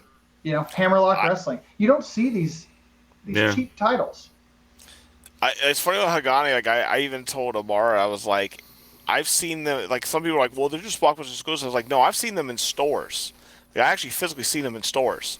So I'm like, these fake concepts where like, oh, it's this exclusive. It wasn't. There's only a few, like Sculptor's Cut possibly, and Final Fight Guy, and maybe a couple other exclusives they had there, like when they were doing that exclusivity in their blockbusters, but no one knows the knowledge of it, and they just assume that everything. If someone goes, "Wow, that's uncommon" or "That's rare," they just take their word for granted and just like, "Okay, I guess it is." Yep. I mean, most of these are mass-produced items. Rarity is relative in gaming. There's so many of these things out there, which is why I don't understand, people grading like a copy of Joust. Why? There's millions. Yeah, unless it means something to you and you're putting it on your own shelf for not monetary gain and whatever. Exactly. That's the only one reason where I could see someone doing that for a good reason. So I think one major thing people ask about is, well, actually, there's two things. One, what are you going to do with all this? When you're gone. Uh-huh. That's a totally different topic. I get asked that all the time. I'm going to give it to my kids. I'm going to give them the spreadsheet that has everything listed on it. It's going to have, hopefully I'll be able to value it when I pass. But if not, I'm going to turn it over to friends that I trust that know the market and can help them get as much money as they want from it. Because again, this is not for them. If they don't want this, buy. Yeah. Sell it. Go do something fun with it. Enjoy. Who knows how many hundreds of thousands of dollars, they can get off these things. Maybe they can get $10 by the time I'm gone. Who knows? Yeah, sure. It's not the old days. Right. The other thing people ask is, how do you go about collecting sets? And number one, that's tied to your goals. Obviously, it's much harder if you're going after fully complete things with inserts and all that stuff, because you're going to find only a few copies that have everything. But do you collect top down? So you mentioned Jeff Bartoletta earlier, and I tease him about this all the time. He's a top down collector. He likes to go after the expensive stuff first, and generally he'll actually come to me and say, "Hey, what are the rare titles that are cheaper?" Because it's easy to look on eBay and say, "Well, these are the expensive ones." It's not easy to get on there and find out what's the rare ones, sure. Right? Or even at a convention, because it takes a lot of time at these conventions to know what you're seeing and what you're not seeing. Yeah. And you have to be so familiar with the set. And I know you've probably gotten in this writing your books. You're probably finding games that you've never heard of. Absolutely. Yeah, and no one talks about it. Every time. Yeah. Every single set I put together, I'm like, I've never heard of that game. Right. So is your strategy going to be top down, expensive to cheap? Is it going to be the other way around? Do you want to knock out all the commons and the cheap stuff and then go after the heavies? Do you want to go after just the rare stuff and then get all the easy stuff at the end? Kind of get over the hump and cruise to the finish? Mm-hmm. I believe in patience. That's what I believe in. I do too. Everyone freaks out when they see something, like when it's like a bunch of money, and then they get this assumption like, oh, I got to get this now because it's going to be this, this, and this. You have to learn the art of negotiation when you're going through these full sets. You have to be patient. Everyone has instant gratification, and they just assume that the prices. And then I also don't like, if I see a vendor that doesn't want to negotiate, like, and just go, oh, no, that's firm. That stupid word, firm. Then no, I'm not going to pay for it. I'm not going to waste my time. If you want to go for instant gratification guy, then you go right ahead. I understand it's your business, do your thing. But I'm going to be patient about it. I told him, like, I'm looking for a chainsaw Resident Evil 4 controller, and the prices are insane right now, and I'm just going to keep being patient until they finally slow down, and then I'll pick it up. Even if it's a crappy one, whatever. That happened with a couple of consoles that I've been after for the longest time. I always wanted a Dreamcast with a T. Yes, I said that right. And those things are astronomically expensive. Like, you're talking over $1,000 anytime you see even a loose one. I was patient enough and found one for $200 one time. So, of course, I snapped it up. Same thing happened with my Net Yorosi PlayStation 1. That was crazy. $200. What's the console that goes the Vistion? Did you get one of those yet? I've got both variants. I knew you wanted those. Yeah, I've got both variants, and one of them popped up on eBay one time. It was a dealer getting rid of new old stock, and it's the entire kit to put it in a van. The whole kit. So cool. And what's scary about that now is, guess what? YouTubers have already just started, like, talking about it. I saw it on, like, Retro Pixel Game Squad, and other people are talking about it, like, all of a sudden, like, ooh, this is like that. So that thing is probably going to go astronomically high soon. Yeah, that's one of those things on my if I see it, I'll get it. Otherwise, I'm not going to seek it. Sure. I think it's important to do that, too, is, like, write down the things you really love and the things you really want. And like you said, have patience, because the deals will come. You know, one of the systems I collect for, and this is the most idiotic that I do, except Geske would disagree, is AES. So sure. I the thought of having a full set of that, I've kind of resigned myself to the fact that's not going to happen. However, you know, this is, for an example, with the deals. There was a King of Fighters 94 that popped up for me, and the guy wanted like $1,500 for it. And I was like, that's too much. I'm going to hold off on it. For 94? Shoot. Yeah, and it was pristine. I think it still had the Neo Geo sticker on it, the little... to keep it shut, sure. Thing. Yeah. Well, I passed on it, and then I wasn't having FOMO or anything for it, but I show up literally 2 weeks later at Siege when we went up to go see Drew, and a guy had it, and he priced it at the Japanese price. So I snagged it for, I think it was like $350 or $400 or something. Hell yeah, dude. Yeah. And I was like, the deals are there. There's enough stock of literally everything you're going to look for that you're going to come across a mess up. You're going to come across a deal. You're going to come across a guy that just wants to get rid of it. It's out there. You don't have to have it now. Yep, or you're going to come across a friend who knows someone who has Jack Brothers completed box that... I mean, that just happens. Yeah, it does. and you get it for, I mean, God, what's it going for now? Ooh. I don't even know. I'm so thankful for that one. I always every time 1,500 so far. Okay, every time somebody sees loose, not complete, loose. Well, complete is like 4. Oh, goodness. Well, complete is 4. Your fellow author over here, not fellow, your author over here got me a copy from a friend local. Yeah.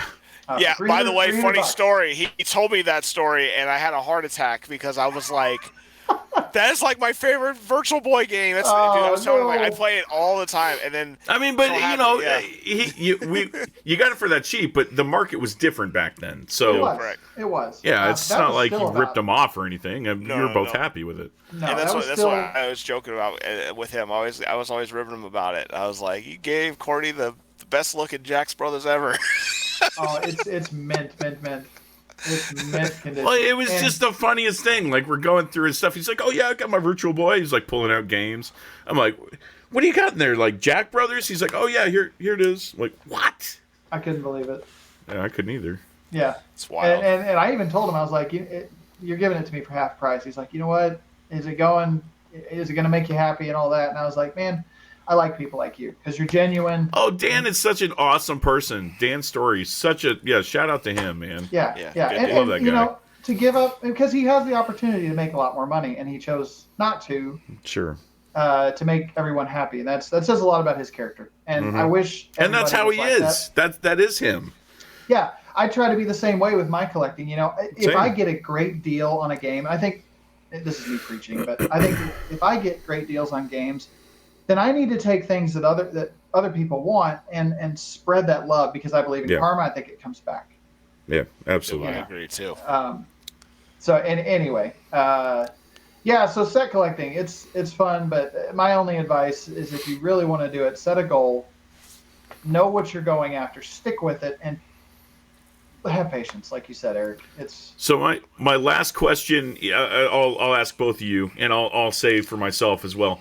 Courtney, what's the set that you're closest to completing right now? in number. In number, yeah, like Okay. fewest missing. Fewest missing, honestly, would probably be. I was gonna say Master System. Oh wow. Yeah, because I managed to get that Buster Douglas Oh yeah, you did. at the garage sale for $3. That was Unreal. I couldn't believe it, and it was actually my mom that found it. I was down at. Oh my gosh, man. Yeah, I was down at CGF, and she calls me and she says, "Hey, we're at a garage sale, and this guy has some games. Do you want to look?" And I said, "Yeah, what has he got?" And she said, "Master System games." Okay, he's probably going to have the same stuff I've already got.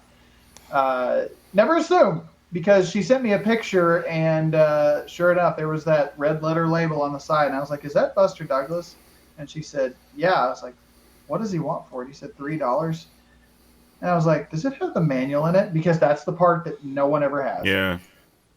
For some reason, Genesis and Master System games, everybody took the manual out of a perfectly great clamshell and threw it away. I know, yeah. Like, oh, the perfect place to store it. Throw it away. Right. And it did. And I was just like, oh my God. That just doesn't happen. Nope. No, it doesn't. And, you know, but that goes back to patience. You know, wait on it. Yeah. But as And far karma. as, And karma. yeah, absolutely. You know, I'm just looking at my list. Jaguar, I'm like 13 away. Yeah. So, yeah, Jaguar, Master System, those are the closest. I know what Eric's is, but I'm going to ask him anyway. One for Virtual Boy. I need 3D Tetris. That's the last one I need to have a complete set. And then Super Nintendo, I'm pretty close. I have a still long ways to go for common games if I wanted to do a complete set. But all the heavy hitters I have. And I know I hate that word, but the one I needed the most was Final Fight Guy, and I told him like it was crazy. When Ben pulled it out, I had a heart attack because I was like, it's a complete box. A guy drove it all the way from Lincoln, Nebraska, up to him to sell it to him, and then at the same time, it was weird. Earthbound and Final Fight Guy were the same price at the same exact time, and I just said, let's just do a swap. And he agreed. And he was trying to give me more money for it, by the way, too. And I was like, nah, man. I was like, dude, I'm not that kind of guy. You earn your money off of it. You know, you're helping me out with something. So I remember when that happened. Yeah, I remember when that happened for you. And he was like, you better put that in a case. Yeah. I was like, no, I'm not gave putting him it in one a of case. the rose-colored gaming coffin cases. Yeah. What a cool box. I'm so jealous of that right now, Eric. That's the other thing. You know, jealous in a good way, right? Yeah, absolutely. Yeah, you're happy for him. Absolutely. You're not jealous. You're happy for him. Absolutely. That's a hard thing for people to accept sometimes. No, I'm genuinely happy for you. That's great. Yeah. You found something so cool. But I love that box. It's so very Japanese. I like it because it's in the essence of what I collect.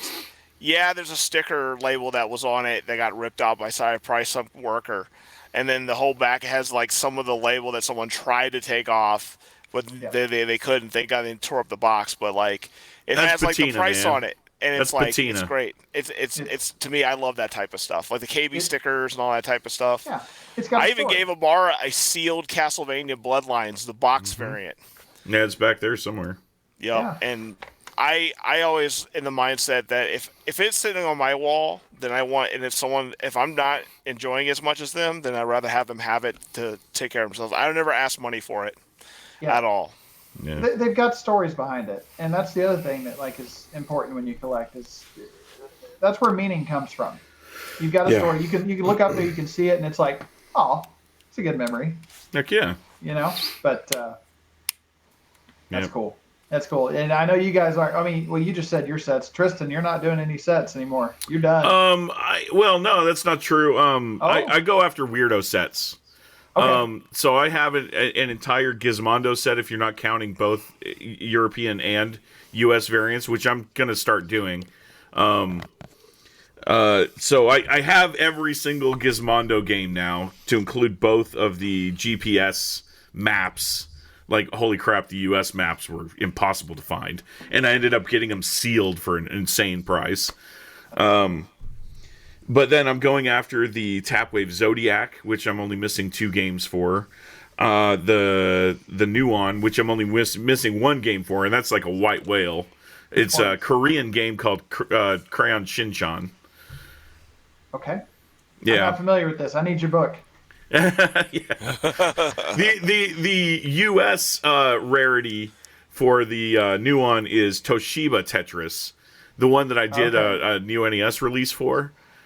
But so I actually bought a new old stock Toshiba Nuon, like never been opened box, thinking that it was going to be a pack-in.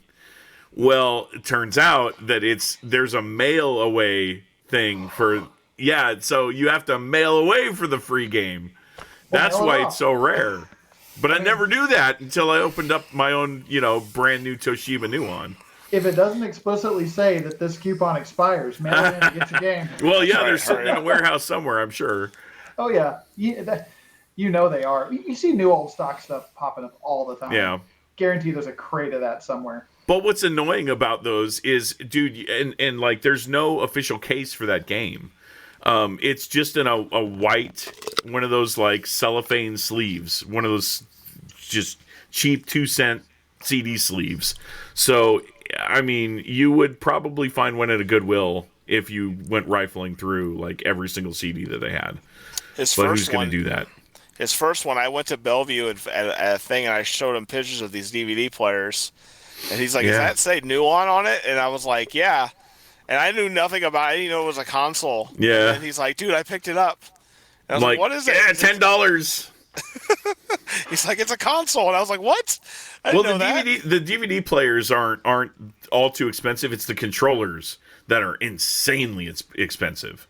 I mean, you're talking at least $100 for a controller. Well, they have that guy that makes the adapters for him. He was at MGC. Yeah. Yeah. Yeah, he makes adapters for like I want to say for Jaguar controllers or something. Or N64 or something. One of those. Yeah, it was something like that, but it's a Nuon adapter, which is really weird.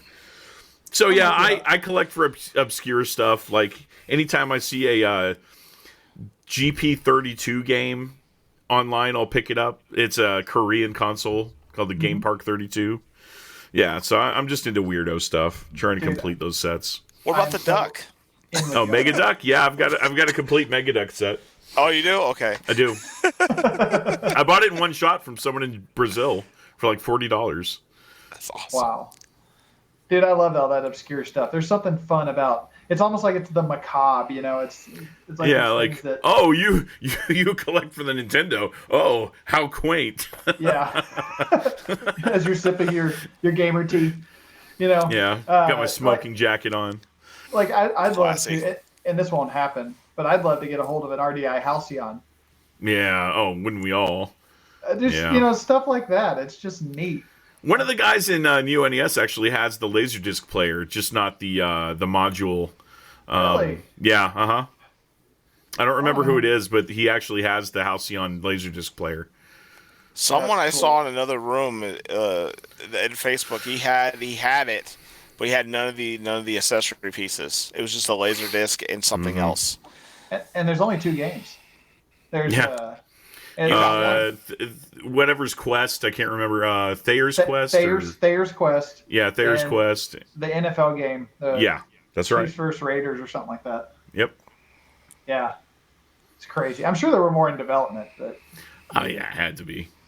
All the normal like Laserdisc games like Time Gal and I can't believe that Dragon's Lair never got a Laserdisc release. Unbelievable. Yeah. I mean, that's how it was released in the arcade. Didn't the arcade machine have a Laserdisc player in the bottom? Yeah, and that's it does. Sure did. Yep. Gosh. Yep. Yeah. Wow. Anyway, So, Yep. I think we beat that horse to death. Yep. So since we're talking about a little bit more collection, let's talk about big box PC collecting. yeah, let's have I fun will with this one. tell you a little background of myself with my best friend. My best friend is just like you, that I used to grow up with in high school. He was both. He dipped in his feet with both. RPGs were his big thing. He would do like Ultima Online. He would do Quake. He would do Doom. He had a Diablo. He got me. He's the one that introduced me to Diablo. And like, I always think it's funny between the two genres, like the console collectors and the PC collectors back in the day, because everyone was like, "Oh, you're a PC collector. Ooh, look at you." PC and then Master Race. or like, Oh, yeah. what games are you Yeah. playing on your consoles? That's a Oh, you hardware can't play thing. that one. Yeah, it was always a hard. It was the Voodoo Always a hardware 3D. thing. Yeah, the 3D effects Voodoo card or whatever it Yeah. was. Yeah. I had Yeah, a friend I mean- that tried to get me in it, and he gave me a water cooled computer as my first computer. And he was trying to explain stuff to me, and I had no clue what was going on. It just looked cool, so I was like, "I'll take it." Oh, like Yeah. your piping going everywhere. Yeah. Yeah, and I was playing Diablo Now 2 you on got it, and Doom RGB 3. like everywhere. Oh Yeah. yeah. Oh, all yeah. the classy stuff. Mm-hmm. But we thought it would be an interesting topic because me and the bar are more console collectors than PC collectors. Sure. And I don't know anything about the collecting things. I've seen, I don't know if it's with Metal Jesus, I guess, is a big PC collector, and he's talking about all the cool He trinkets and things that are inside of them. So it's just an interesting topic that I think would be good for people to listen about with PC. He is. The PC collecting world is different from console. You have to know a lot more about the games you're collecting. You can't simply just grab a list of games. Well, number one, you can't set collect. Let's just throw that out there now. You can't do it. You can do specific manufacturer sets, maybe. You could say, I want all the Sierra games. I want all the Lucasfilm, LucasArts games, whatever. But you can't do it. You can't do a full set. It's impossible. There's too many. Yeah. That said, you do have to know what you're looking for. Let me give you some examples. So let's say I wanted all the King's Quest games. Okay. Do you want the series 1 to 7 or 8? I can't remember if it goes to 8 or not. I'm tired. All those concerts the last few days. Do you want one of each? Do you want every variant? Do you want first prints, second prints, third prints, fourth prints, fifth? Yeah, I know. Do you care? You really have to know what you're looking for. And here's You where want the floppy disk? Do you want the CD? You want? That's where the kicker comes in. So is there a 3.5-inch version? Is there a 5 1/4 version? Is there a CD? Are there multiple CD versions? Some people go down to what is the version of the software that's on the disc for the CD? Unreal. Yeah. Can I that's ask a big thing question? in yeah, sure. I always want to know this, and I know it's going to be silly. Did they ever release a game on zip drive? I'm sure they did. Oh boy, I've never Bro, seen that's one. not something I've looked for, but I'm sure. I wonder if there's a zip drive exclusive game. I always was curious about it because I remember everyone was so hyped about that thing, and I was like, it's got to be like there had to be a game that came out with it, but everyone used to use it for storage because it Yeah. held more storage. Yeah. So I was Well, always interested in like that. Wasn't it like 100 meg or something like that? Zip Yeah. drives were 100 meg. It was a Yeah. big deal, like 'cause from the floppies and then the small ones, like they were Yep. like everyone's like it's a game changer. And then the CDs came out, and that thing died. Oh, so quick. Yeah, I'm not aware of any that came on those. I'm sure they expect demos. But did you, jumping back to console real quick, did you know that they actually developed a zip drive for the Dreamcast? I did not know that. I did not know that. They did. Yeah, it never got out of prototype stage, but it exists. Wow. So Learn something new every day. Yeah, it's funny I even remembered that, but it's there. iOmega did it, I think. They partnered with Sega to make it. That's neat. So, anyway, so again, you have to know what you're looking for. I'm gonna unplug this and tell me if you can still hear me. You still hear me? Yeah. Yep. Okay, cool. Now let me grab stuff. So when you say you want to grab the first King's Quest, and I have a couple versions of the first one. There's this release. So this is the MS-DOS 256K 3.5 and 5 1/4 release. Okay. Then you have another release. This is the EGA release. So that's the other thing. They would typically send That's the out- one that I had. Okay. So they would have VGA releases, they would have EGA releases, they might have CGA releases, they might have multi-releases. There's so many options. And for those who don't know the difference between EGA, CGA, VGA, I mean, those are just graphical differences, but like graphics modes, the amount of colors you can support, exactly, things like that. Or do you want to skip the traditional PC releases and maybe skip the Tandy releases or the Atari ST releases or anything like that, or the AT or whatever, and jump straight back to the original King's Quest release on the IBM PC Junior? Jeez. So I actually snagged that this. box art though. yeah. This is actually a sealed copy. That's terrible. Yeah, I like it. I like it. Yeah, this is super cool. I managed to grab a sealed copy of this when they closed down the. Yeah, Computer Reset. I thought you were. Computer Reset. Yeah, I was going to ask you if you got anything from there. Yeah, well, this $60 for a sealed copy of the original. So pretty cool. I'm not just trying to show off, but what I'm saying is you really need to get an education in what you're looking for before you should send that to Wada. I might. Actually, I might. I know. Yeah, it's well, not Wada, but CGC at least. CGC. Yeah, I actually know Matt. You know their head grader guy. So I might. Oh, very cool. Him. He's a nice guy. I really like. I like CGC. Yeah. So there's just so many things that you need to educate yourself on before you do this. It is a super fun hobby because if you like the obscure and the niche, this is where to go.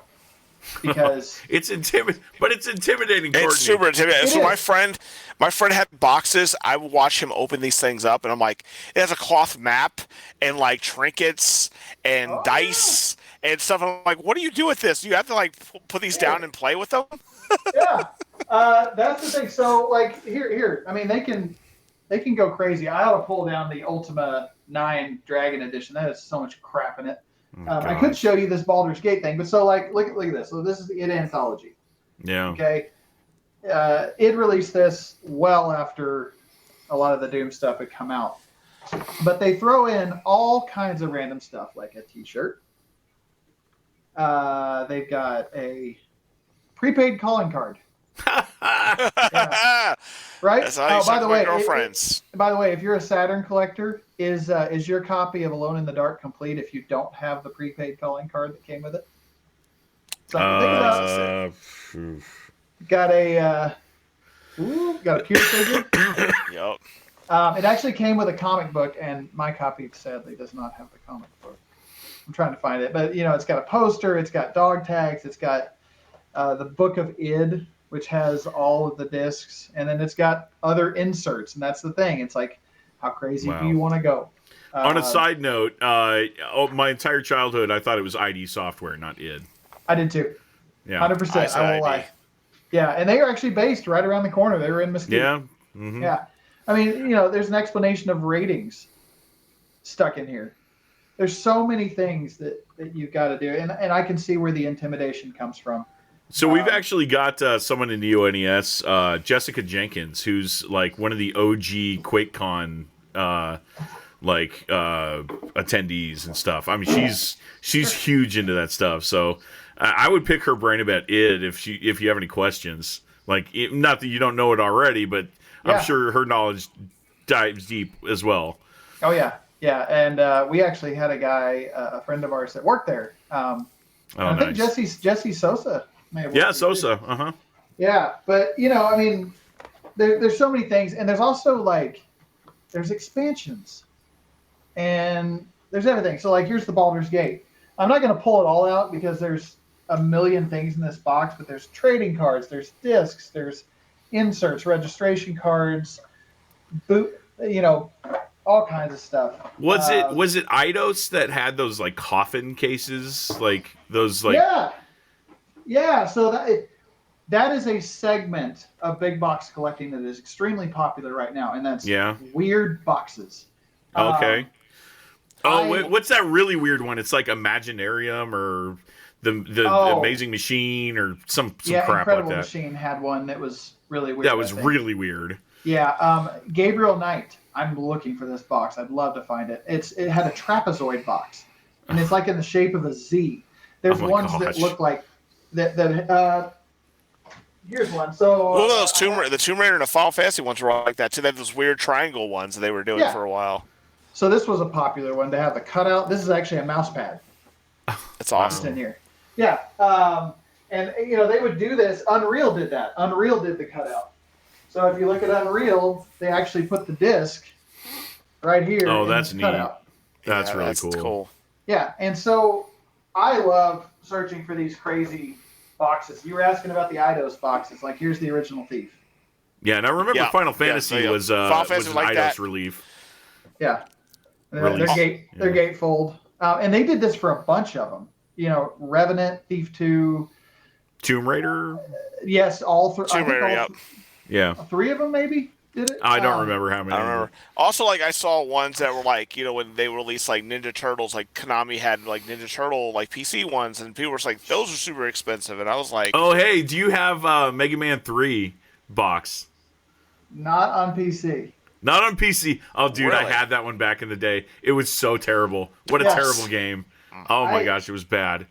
They run it on GDQ. They run it, all the time and making fun of it. It's hilariously bad. Well, the other thing is they're all non-standard sizes. Yeah.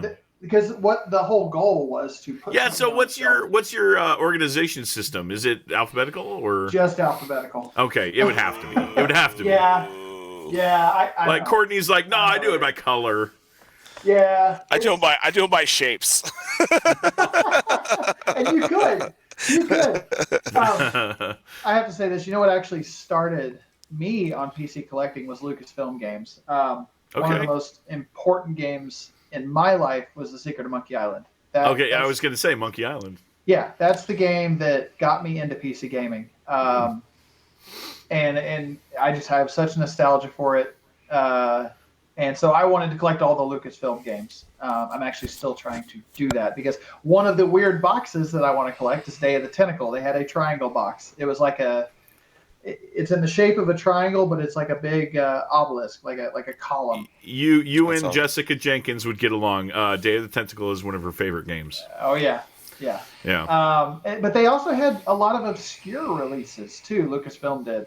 A lot of people don't know about Pipe Dream, which was kind of a play on that Incredible Machine game.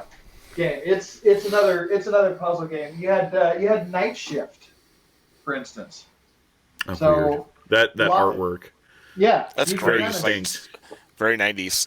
Yeah, you can kind of see it's like a puzzle game kind of thing. Oh, that's cool. Did they make that in the same game engine as Lemmings? Because it really looks like it. Lemmings is great. Yeah, probably. Here's another thing. There were a lot of console crossovers, so you could end up with things like Ninja Gaiden. Yep, I saw that one. That's sick. Yeah. So I didn't know that Mega existed. Man's. Yeah, this is Contras. They have Konami has the silver boxes just like those, for those. Yep. Metal Gear like that too. Castlevania's on there. Yeah.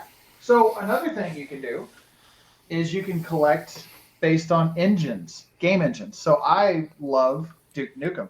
It was the original, the best. Yeah. So the mouse pad version. I'm still trying to find it. I had it as a kid, and it's all gone. And so I have literally every other game, including the really obscure expansions like the Nuclear Winter and the Caribbean one and some others. Duke it out in DC.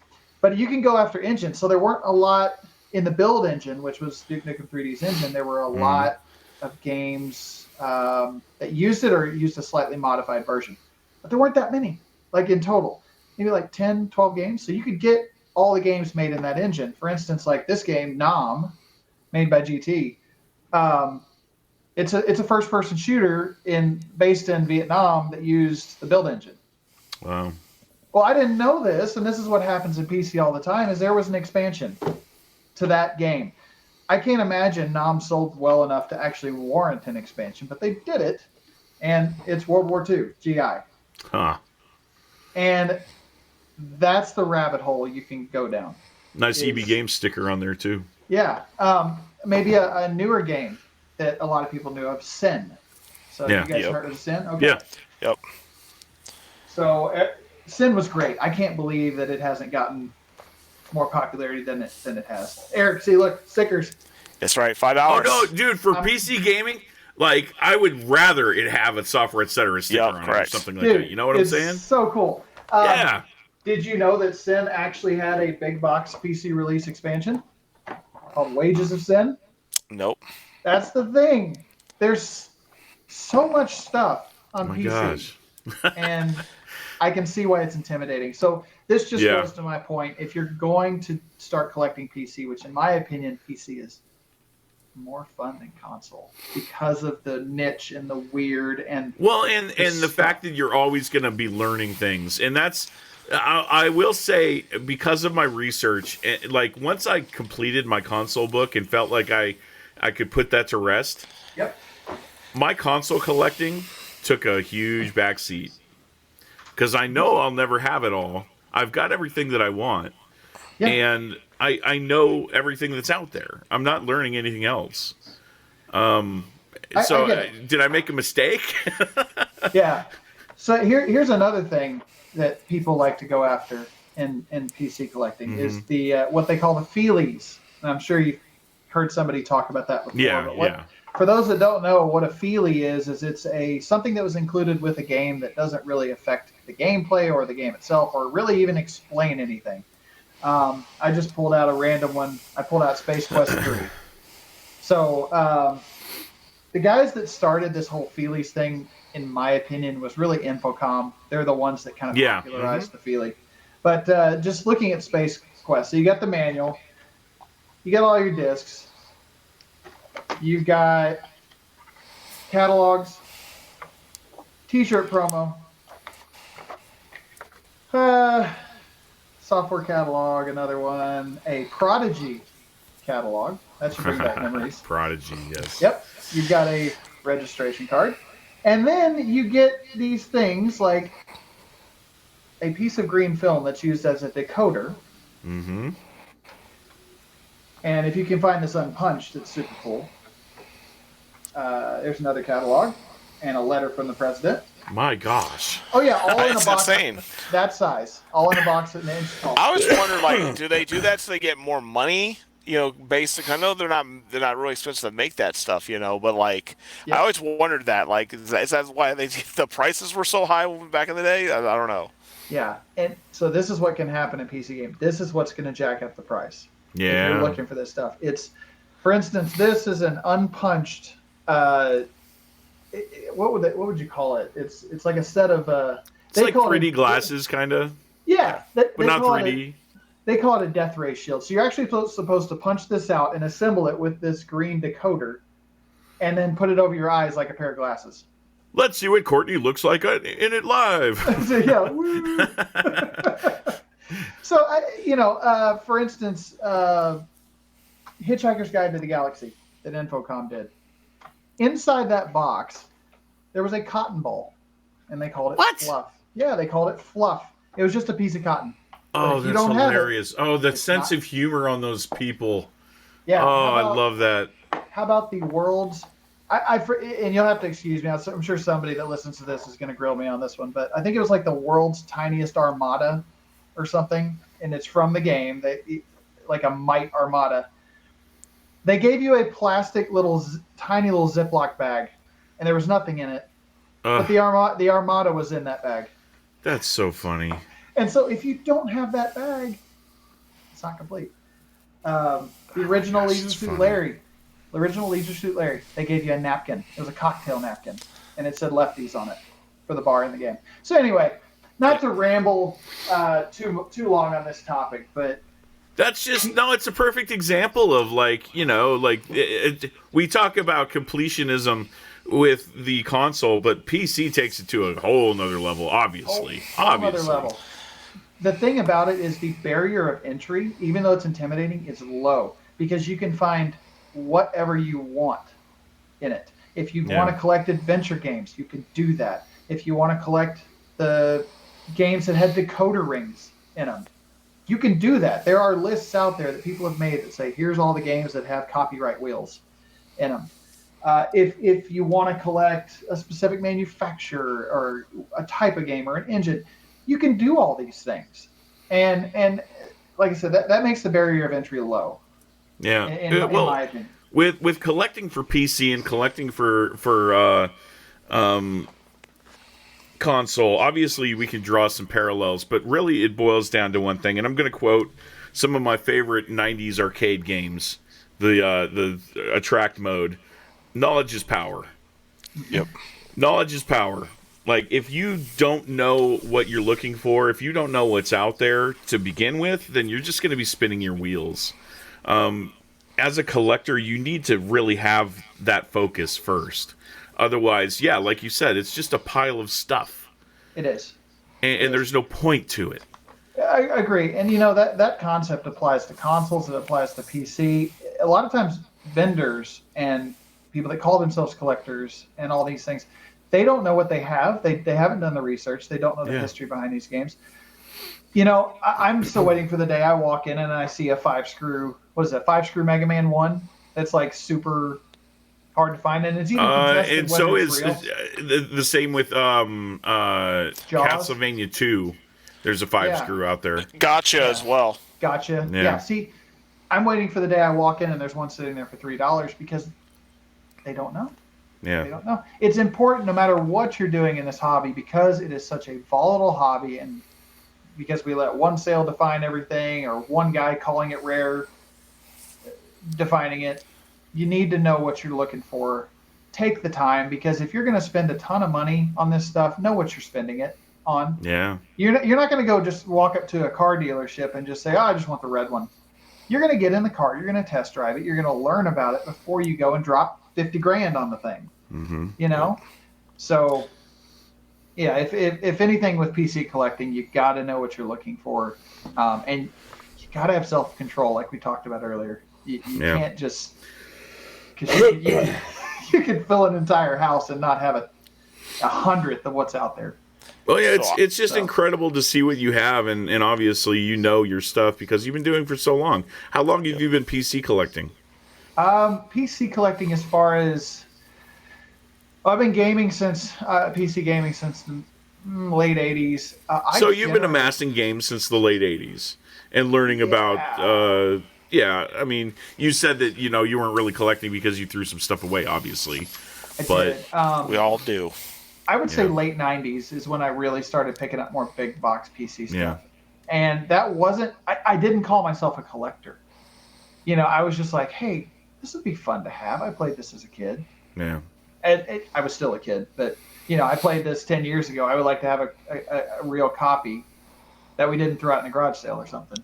Hey, real quick, shout out to Commander Keen and Pinball Fantasies. Yep. My games that I played on PC growing up. Absolutely, great games. So I have one final question for you, and you did not bring this up. How are you playing those PC games currently? Okay. Oh, that's a great question. That is a good question. So here's the other thing about PC gaming. It's incredibly more popular than console on the whole. It is. As far as worldwide. So what you find is there's communities that will find ways to run a lot of these old games. Mm-hmm. So you can jump on GOG. They're fantastic. They do a lot of great work. Sometimes there's issues here or there, but generally they're a great resource. You can spend a couple bucks, get the old game. It's ready to go. They got like these packaged DOSBox executables and whatnot. So anyway, you can go to GOG. You can go to Steam. Steam has a lot of publishers are publishing their back catalogs. They're just putting them back out there. To varying effects.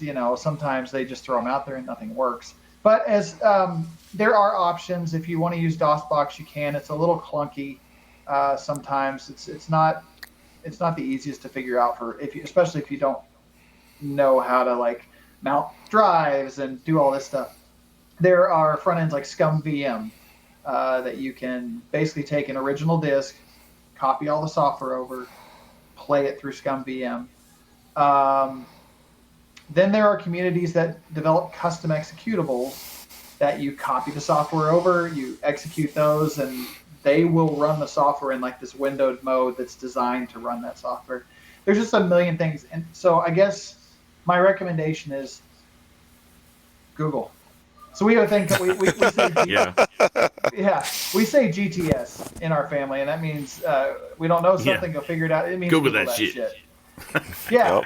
So if Do it there's all a the time. particular game I want to play, I will just do a little 5-minute deep dive into the community that surrounds a game and see if someone has already developed an executable or a front end or something that can run this software. You'll find, though, there are a lot of early games that worked off timings with CPUs.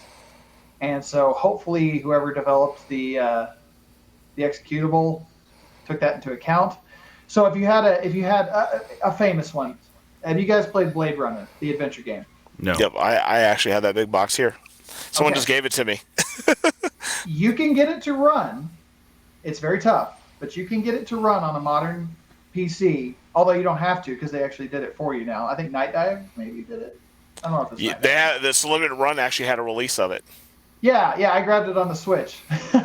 So you can get it to run, but the scene where you have to do your target shooting, it's based, they cycle the targets based on your CPU clock. Oh. So the faster your CPU is, they'll just shoot by.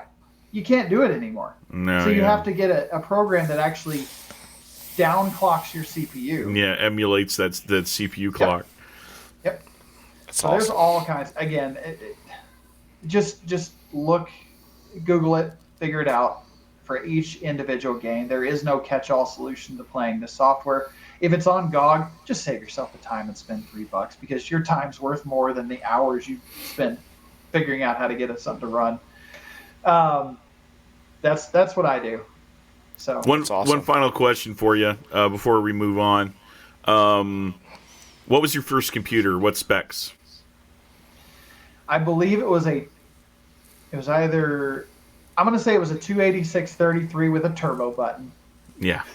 Oh, we all had that turbo button, baby. Oh, yeah. Yeah, I remember, God, this is going to be bad.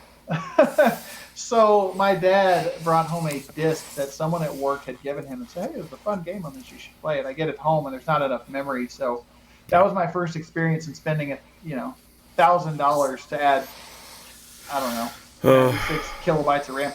But the game actually ended up being Wolfenstein, but it wasn't really the stock version of Wolfenstein. It was a adult modified version.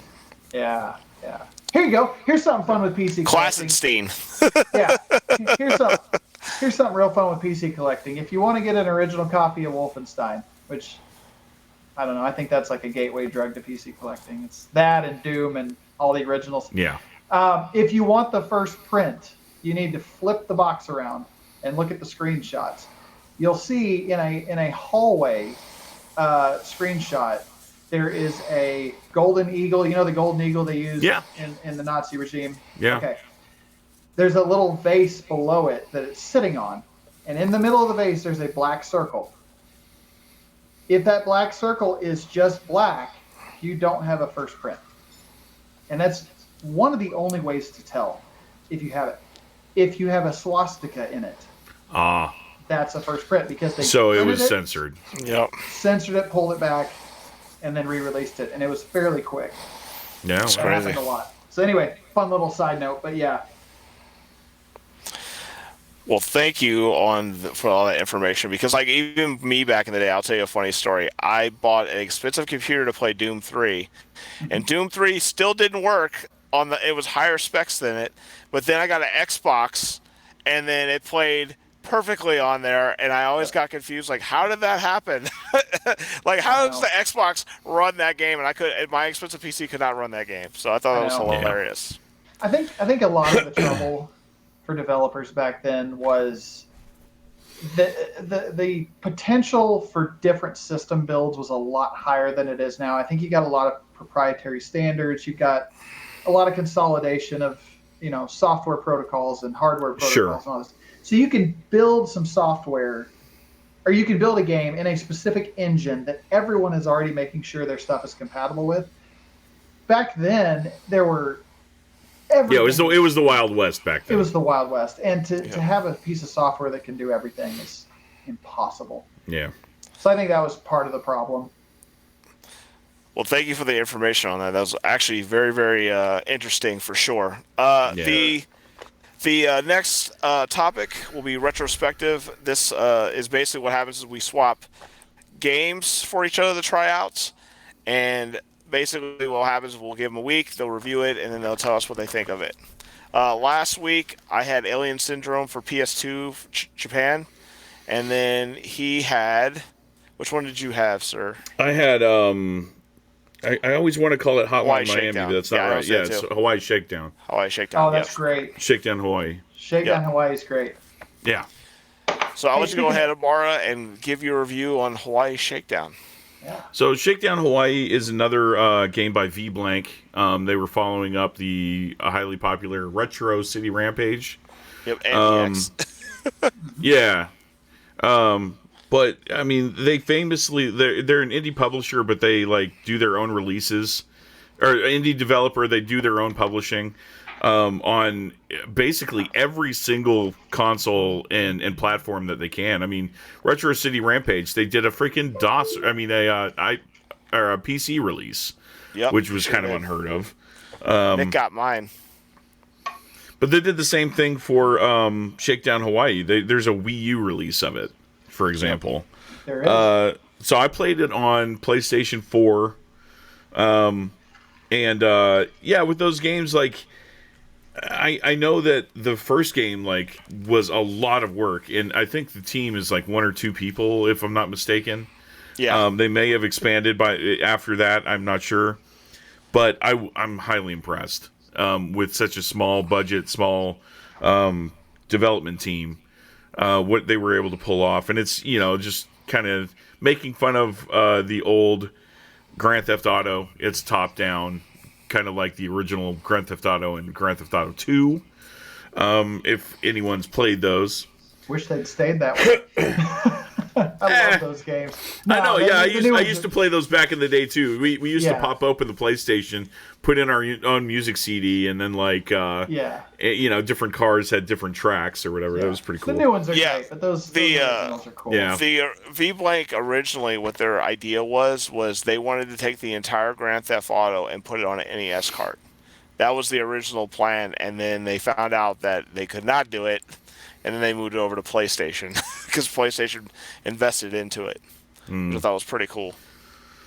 Yeah, but you play the role of this like failed CEO. His company is going under. He wrote this book about like how you can be a success and sit on the beach and not pay attention to what's going on, but like ironically enough, he's not paying attention to what's going on, and his company's going under. So he has to do all these things to turn it around. So he has like brick and mortar stores, and he's losing a lot of money to like Amazon, basically. So one of the missions has you like blowing up all these delivery trucks in order to make your stock rise. And it's just a whole bunch of like little stuff like that. Really impressive game. It's in a 16-bit style. What else can I say? If you played Grand Theft Auto, you know how it plays. It's just over the top. Fun game. Really fun. It's super cool. I remember playing that shortly after I got it. It's actually fun fact when tying it back to set collecting is I consider that part of the Wii U set. Absolutely. Yeah, absolutely sure. It is. So here's a fun fact. If you think about it, they only had 3,000 releases, right? Yeah. At least of the regular version. Mm-hmm. That means only 3,000 people in the world can have a full Wii U set. You're absolutely right. Yep. And to that point, with limited run doing those really small like 1,500 copy releases of say Breach and Clear, there's only potentially 1,500 people in the world that will ever have a full Vita set. It's crazy.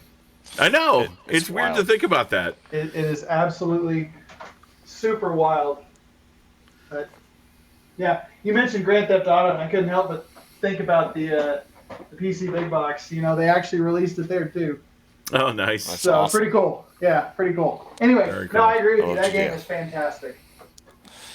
So I had Alien Syndrome for the PS2, and man, I will say this: I wish they would have made it in that version because it was super fun. twin stick shooter kind of style is kind of like Xeno Crisis. Also, the top down over tops like Super C. The bosses were amazing. I like the music on it. The way they did the music for it was amazing. And I was like, man, I wish this development team did Contra Legacy of War on the PS1 because it'd probably be freaking amazing. I can't say enough for it. I actually want to go out and since you told me about this Sega Ages thing, I want to get the whole set of those because I would love to see the remixes of these games. I bet they're amazing. I just so happen to know someone who put together a list of the set of those games. Yes. So I'll give that to you. Yeah. Awesome. I like the gameplay style. The funniest boss was the googly eye spider, as I jokingly called him. I was like, "What the hell is this?" And I had to quite giggle. But I like that. I feel like it's also kind of like a bullet hell shooter kind of thing because the way they set up the bosses and the different characters, man, you got to be watching your shots at all times, or you just get annihilated. Also, the time limit thing also kind of killed me too. Yeah. I was like, man, I hate, no offense to time counts for games. They just stress me out way too much because I pay more attention to the time than I'm paying attention to the gapoly. So stop doing that. Stop doing that, video game people. 100%. I hate clocks. Of course, you could have the point, like Mario had a pointless clock. You had so much time. Yeah. It was never a factor, But then when you're looking at like Dead Rising 1, oh gosh. God dang, I hate that. That's the only thing I hate that. I wish they when they released it back on PlayStation, they had an option to turn that dang thing off and just enjoy the game. Just hate that thing. Yeah, but that's the reason why I gave you that game because a lot of people don't know about that Sega Ages collection on Japanese PS2. Why would they? Unless you have a Japanese PS2. There was they actually Hudson Soft actually re-released a bunch of like their Adventure Island and Bonk. Has some like remakes on PlayStation 2 also in Japan. There's this entire series called Oritachi Game Center Zoku that has a whole bunch of re-releases of arcade games. The PlayStation 2 in Japan has a whole lot of really fun games that no one knows about, and it's crazy. I think it's amazing that, and I say this a lot about PS2. Their ports are awesome. I got all those King of the Fighter ports. I got all the Metal Slugs and all those things. Like they did a lot of SNK ones, and they were awesome. And they also had like Midway did those arcade releases, and the other companies that like Namco, I think it did as well. So it's cool to have ports of those old games that you could play on at the time modern console. Mm-hmm. Yep, agree, 100%. So you get to choose our next retrospective, sir, since you are the guest.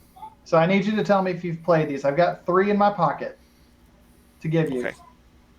So my original was going to be these are all new retro style. So new game, retro style.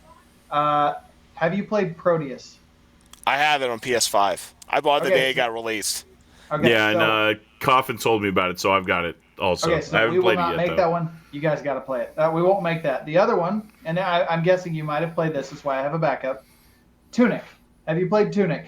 I have played Tunic, and I got the same copy too. Okay. Yeah, same. Tunic's fantastic. Then my backup, and it is a PC game, but it is available on consoles. Have you played Ion Fury? No. I can't say I have. All right, so I got to go with since we talked about the build engine. Ion Fury is a build engine first-person shooter in the vein of Duke Nukem. So if you enjoy Duke Nukem 3D and all that, yes, guys, this game is ridiculous. They basically revamped the entire build engine and built this whole new game around it. It's got all new effects, and you can actually. I won't go into how the build engine works, but you couldn't do like specific rooms. Like when you went underwater, you actually teleported to a different instance. To a different room because the build engine couldn't do multi-level changes that. Okay. It was almost in the vein of Doom. But anyway, Ion Fury was developed by 3D Realms and Void Point. So you can actually see a copy of it right here. That's awesome. They just released Aftershock, which is the expansion. But like you can see, old school shooter gameplay. Oh, heck yeah. I'm going to enjoy that. And it's voice acted. I love it. So you guys got to try Ion Fury. It's so good. And you I'm said down it's for on that. what platform? What modern platform? You can get it on PC. You can get it on Switch. Okay. I believe it may have come out on a few others. PlayStation 4, Xbox One. I'll look it up So, and get yeah, it. I'll get a copy. Yep, I'll you've get a got copy some too. guys. It's so good. Awesome. Sweet. So, All right, lastly, we're going to be doing corrections for the end of this. But we do have one more topic for you before we go. We want to know best protein and best supplements that you enjoy. I'm gonna blow you out of the water with this one. Real food. Real food. Food. Okay. Is the number one thing.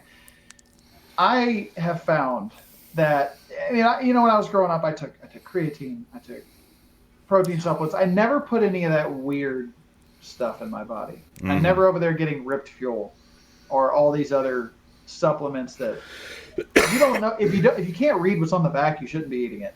Yeah. But since I have started just eating real food, every now and then I'll have some protein supplements. Make sure it's the most naturally derived stuff.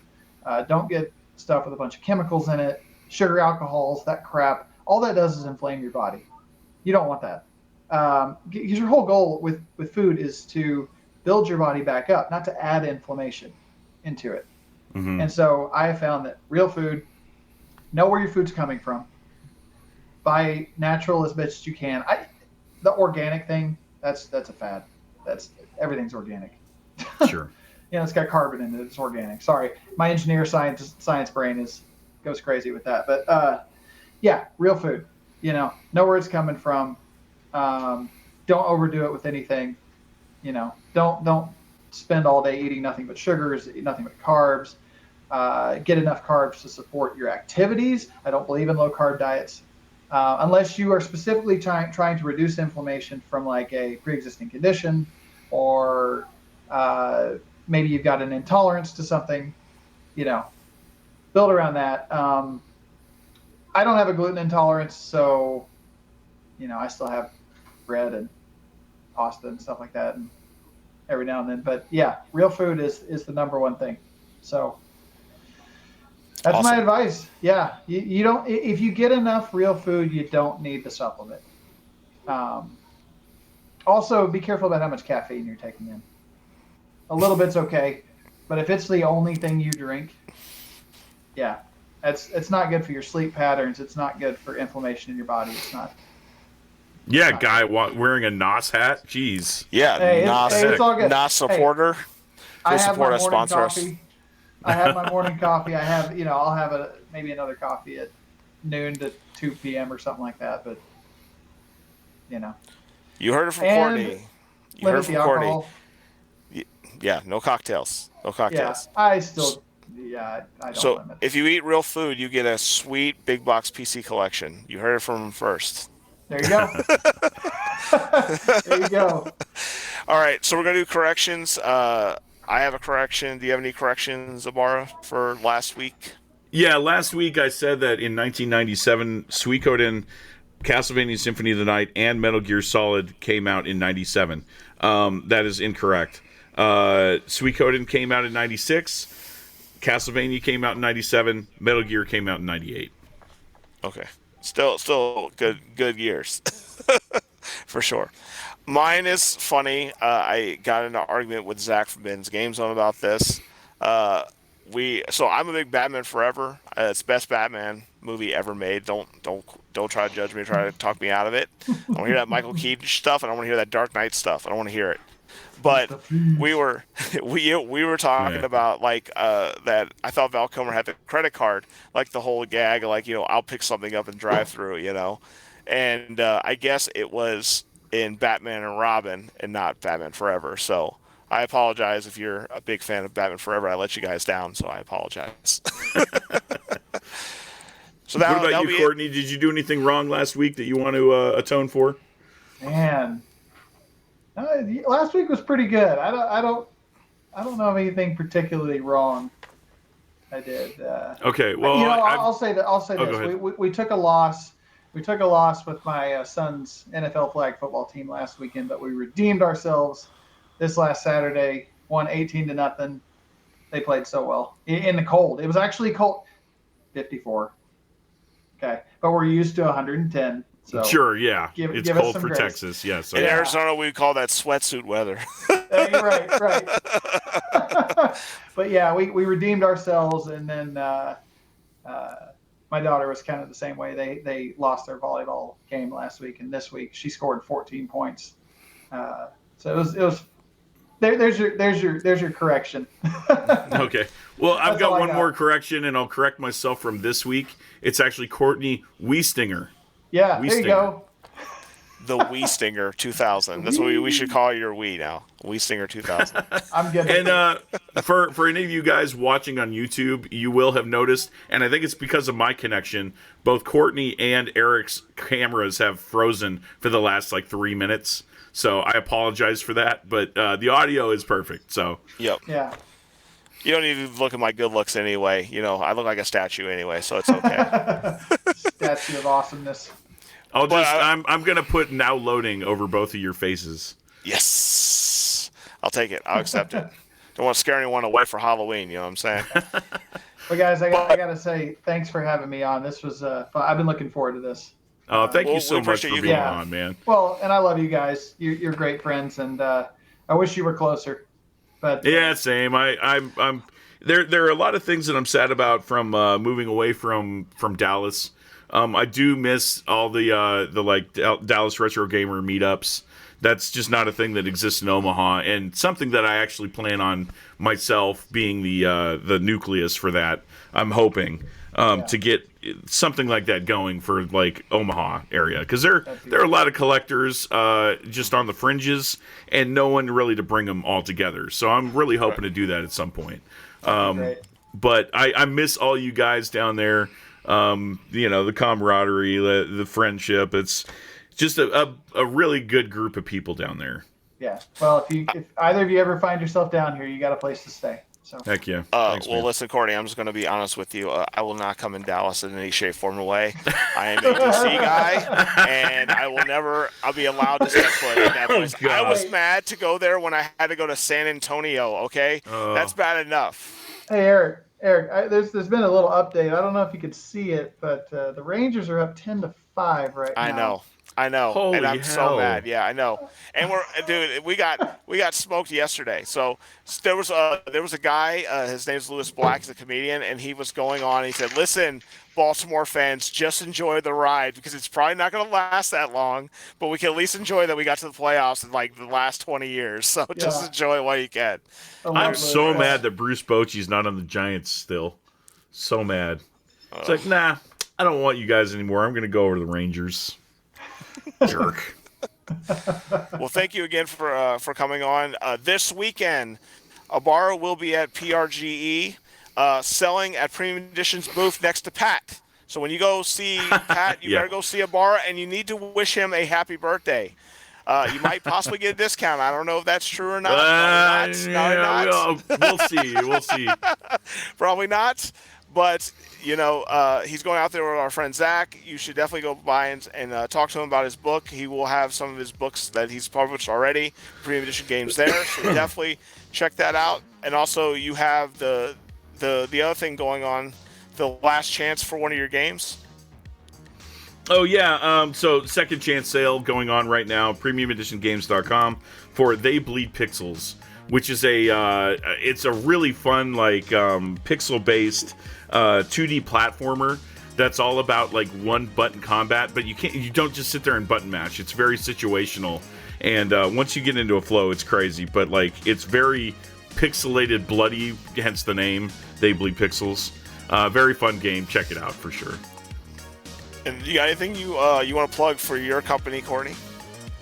You can. It's not really gaming related, but I own DC4. We are a MEP engineering firm. We do mechanical, HVAC, plumbing, electrical, power, lighting, all that stuff, design. We do it for commercial applications, small up to gigantic, 1 million square foot plus facilities. So a lot of fun. So if you want to hire him to make your game room what it can be. Yeah, we can do that. We can do that. You I could. actually- So Yeah, I actually just finished you're the design on legitimately Tim the Toolman Taylor right there. that.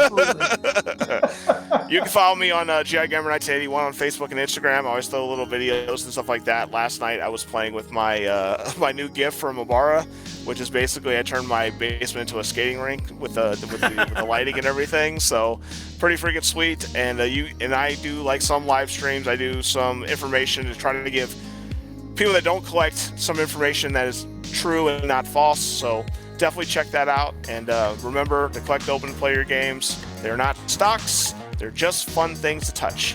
Later. Here, here. See you later, guys.